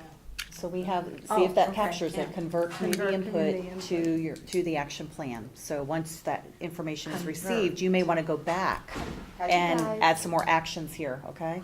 Excuse me, that a word, I'm trying to type in. I'm trying to participate in this meeting, and you're interrupting me with your sidebar conversation over here. Be courteous, please, and be quiet. Thank you. Okay. So we're including community input and then understanding that there may be additions to the plan or flexing of the plan, Include okay? input and. Well, why not just say include community input in somehow saying decision making? Decision making, okay? Because it has to go through the action part first to be in the decision making. Well, I don't understand. I don't know. Community input into decision-making. What decision-making? Well, our main statement is focus decision-making on what's best for all students. I mean, I don't know about the be relentless. I mean, It's very important to me, Mary. The word relentless is very important to me in that statement. it is. It is. Okay, I have to be honest and tell you. No matter what. okay. It I is would- really I important. would like to have that vetted by some of our It's- community it's a people little then, because it sounds very Negative. It's got a strong to me. I Slight mean, it negative sounds, connotation on relentless. that's just my interpretation. So how about commitment? That's fine. Committed. Do whatever you want. Committed. It's fine. Commitment to Committed. focusing our decision making? That's just another thought. Okay, so what other actions by the board are going to line up with this priority? Are there any others that you can think of? Yes, ma'am.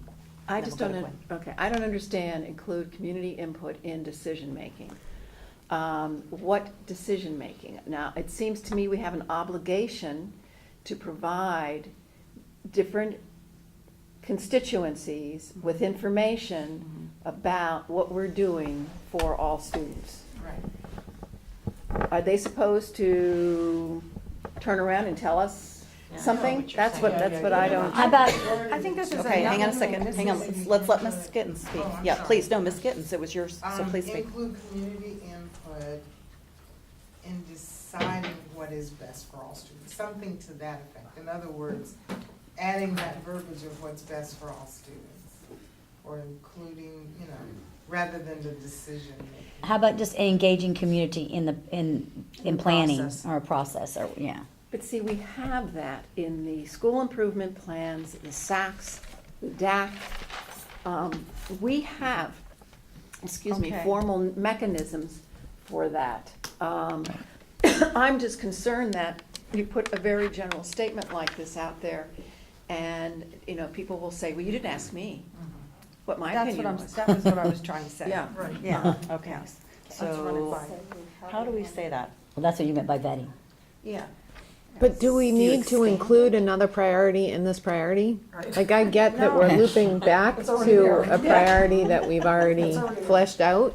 Do we need, I mean, that is already a So if priority. you have that in the priority, the question is, and this is to Ms. Skittens, if you have it in your priority in your action plan, the question is, do we need to also state it here, or are we agreeing that all three of these are priorities and we are equally committed to all of them? I see what you're saying about Do we need to priority and restate? priorities. Yeah. We really could say just be relentless in decision Right. making on what's best for all students and Period. through input from all stakeholders or something. But didn't we already say? You We have already that said though. that. Okay, Cindy, can you go to that one on communication? Yeah, so I let's think jump we over already here for said just a this. second. It's already there. Yeah, so we talked about making sure we're engaging our community, you know, the exploring the possibility of a survey, making sure we're truly getting the finger on a pulse, not just what we think's happening, but what's actually happening there in the communities. So, and we're gonna refine this a little bit. Oh, yes, this is just our initial, yeah, we're trying to get ideas flowing, and we'll go back and wordsmith it and help it, make sure it But we meets don't your wanna be requirements. redundant either. We Right, wanna right, just correct. have That's why we the took that off there, because we feel like we've already said it. Okay, so right now, we have 3 priorities.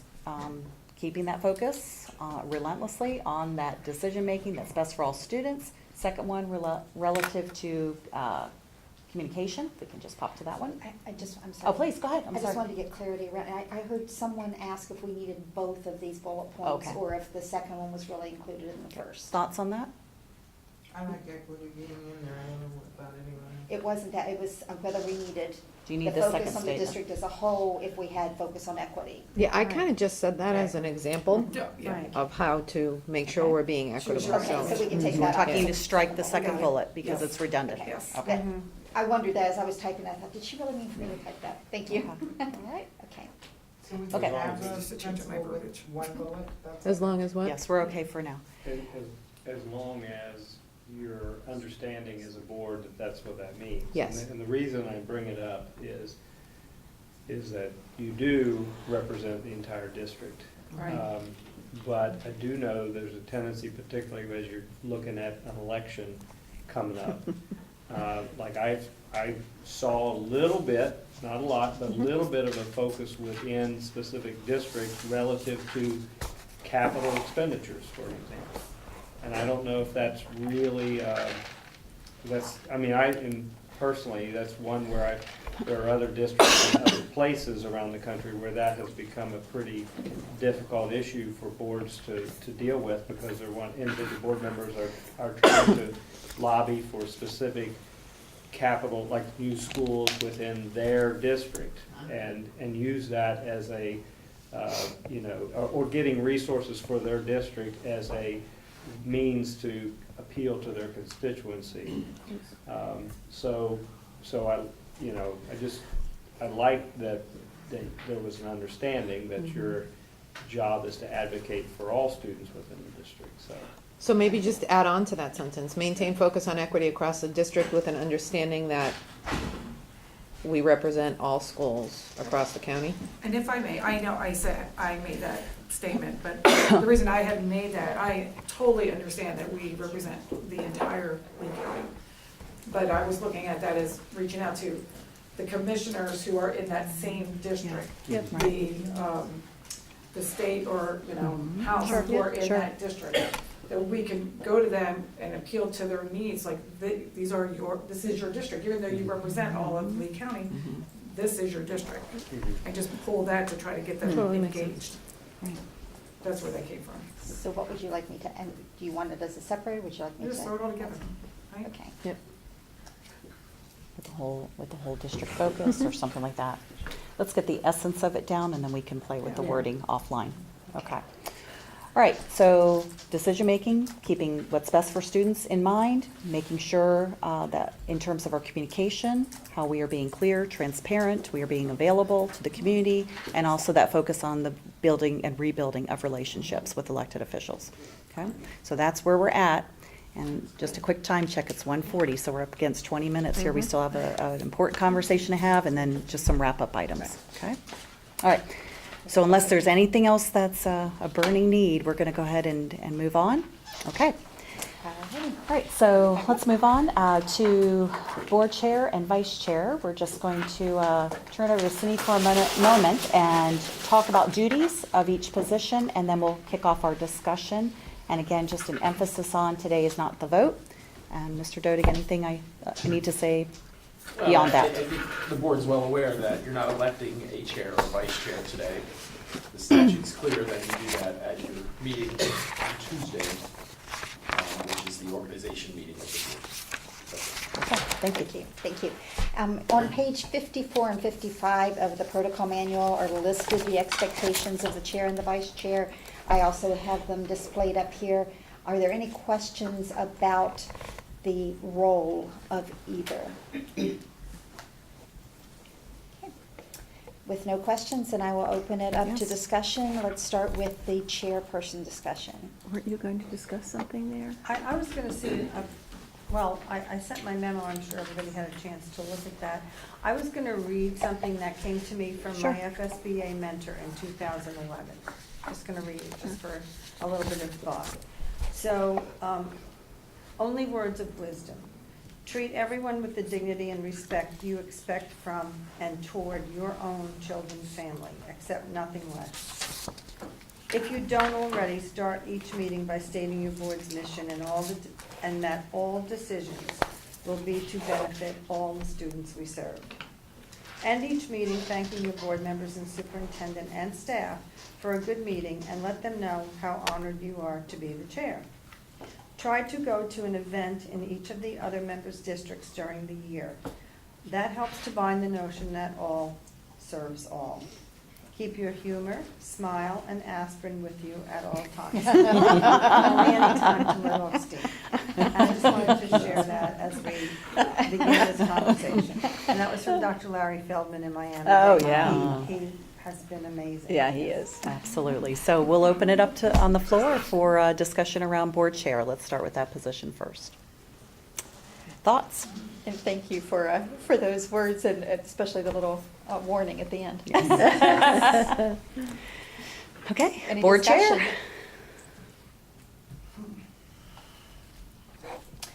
Maybe Ms. Morgan, if you want to talk about the position a little for people who, as you've had it this year, what are the rewards and the challenges? Oh, gosh.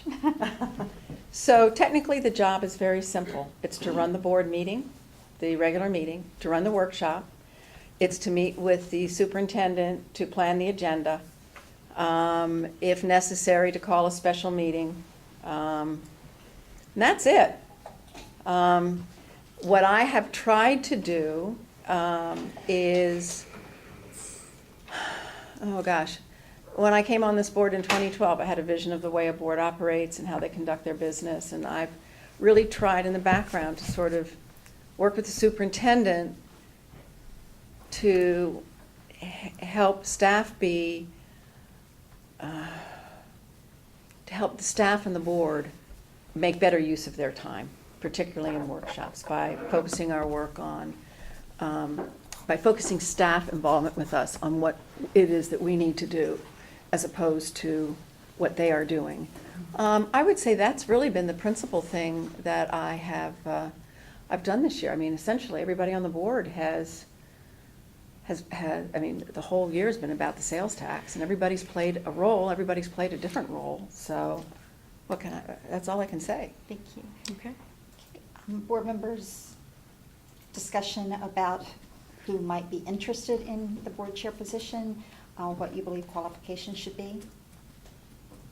Start with previous, Okay. veteran members. I think it's an important thing to remember that we do work for the public and that we have to present to the public in a way that is acceptable and shows us as a viable governing body.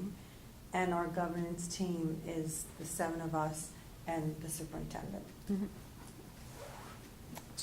Other discussion? Well, then I will say that I would like to be chair for one more year. I think that I have done a good job working with the superintendent. I have really tried hard. I know that not always have board members approved of what I have done or said, and you have been quick to correct me, and I appreciate that, and that's what I like about this culture, because my vision of how a board operates is not necessarily everybody else's vision, and so you all have done a good job reining me in, stopping me when you think I've, stepped over the line. But I would really like to work one more year with this superintendent to create what I consider to be a strong foundation for the work of the board as we move forward. So I'll just throw my name in. Is it not traditional to kind of rotate? No, It's not traditional? no more. Mm-mm. I really think, and it's nothing against how you did, but I think that there are people that have been on the board for a while that are ready to assume that responsibility, and I think there needs to be changes. I think there should be yearly changes. Fine. Okay, other thoughts, other discussion?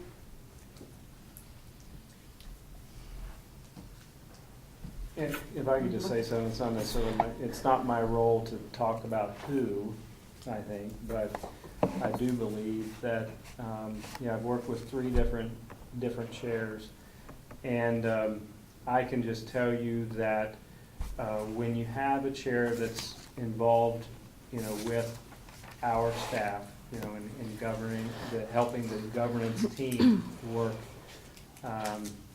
well as a unit, I think, helping to set the agendas and helping to try to troubleshoot and diffuse problems, that makes a little bit more of a cohesive working unit.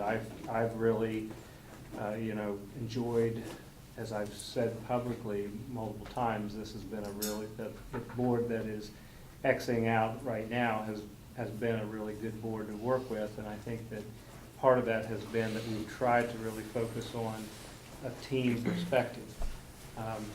And I've, been part of the district for a long time, and I've seen the opposite of that occur as well, where there was really a separation between the superintendent and the board, and really as a member, as a superintendent, but also as a member of the cabinet, I've watched that really, particularly as a member of cabinet, I watched it really take the district in a difficult direction.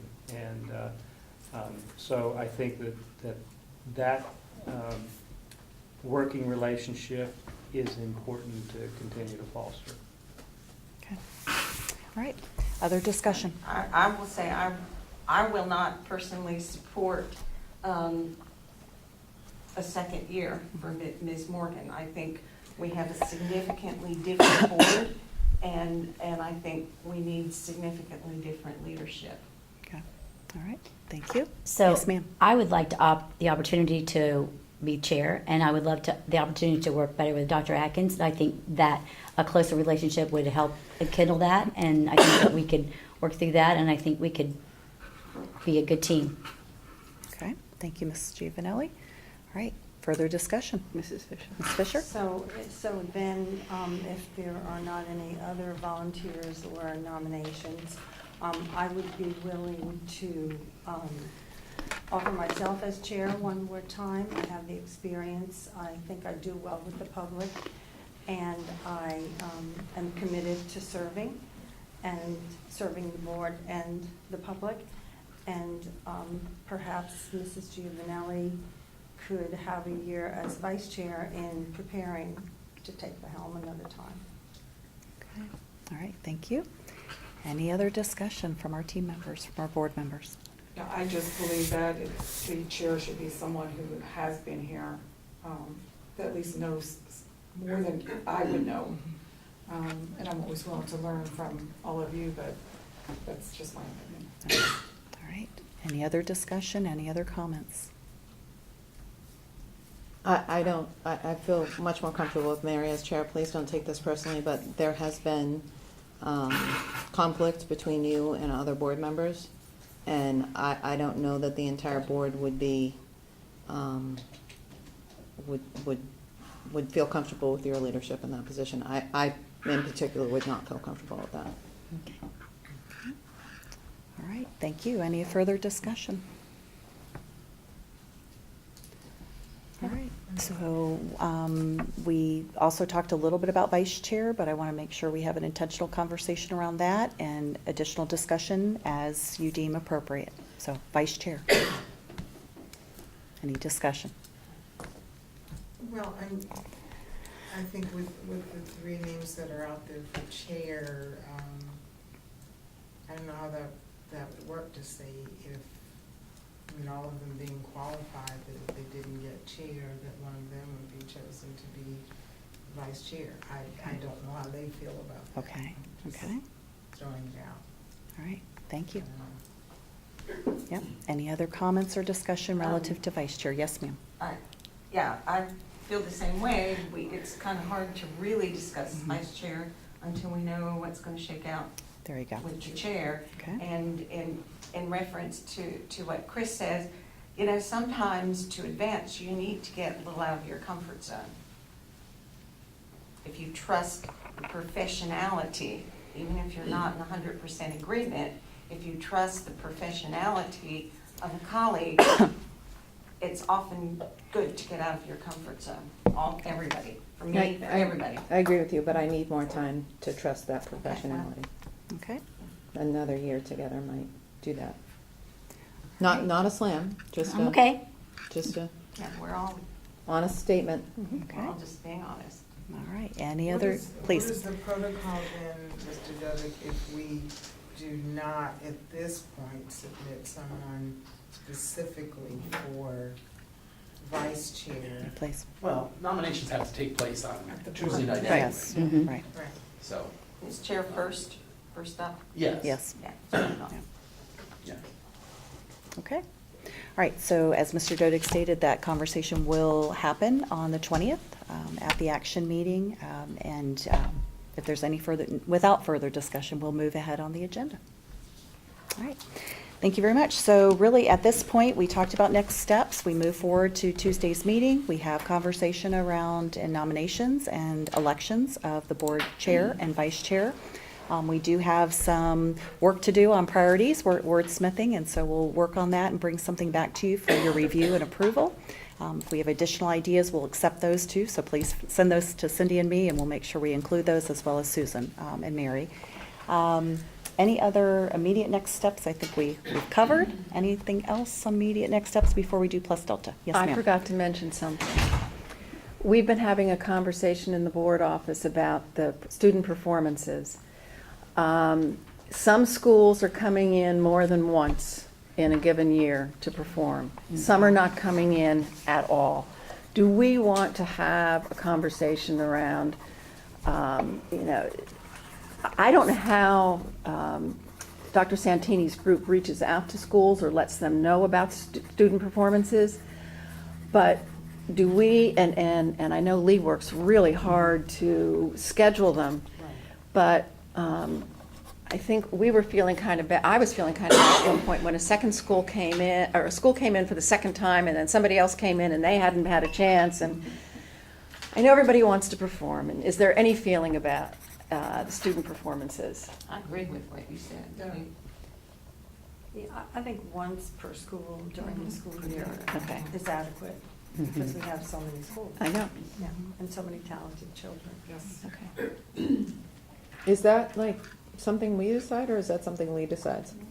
Like, what if there's not enough What- people who want to come in and we need repeats? Well, Lee brings it to Susan and says, this is who it is. But I think Lee sends out a general email to all their arts people and says, these are the dates, and Mhm. who can fill in.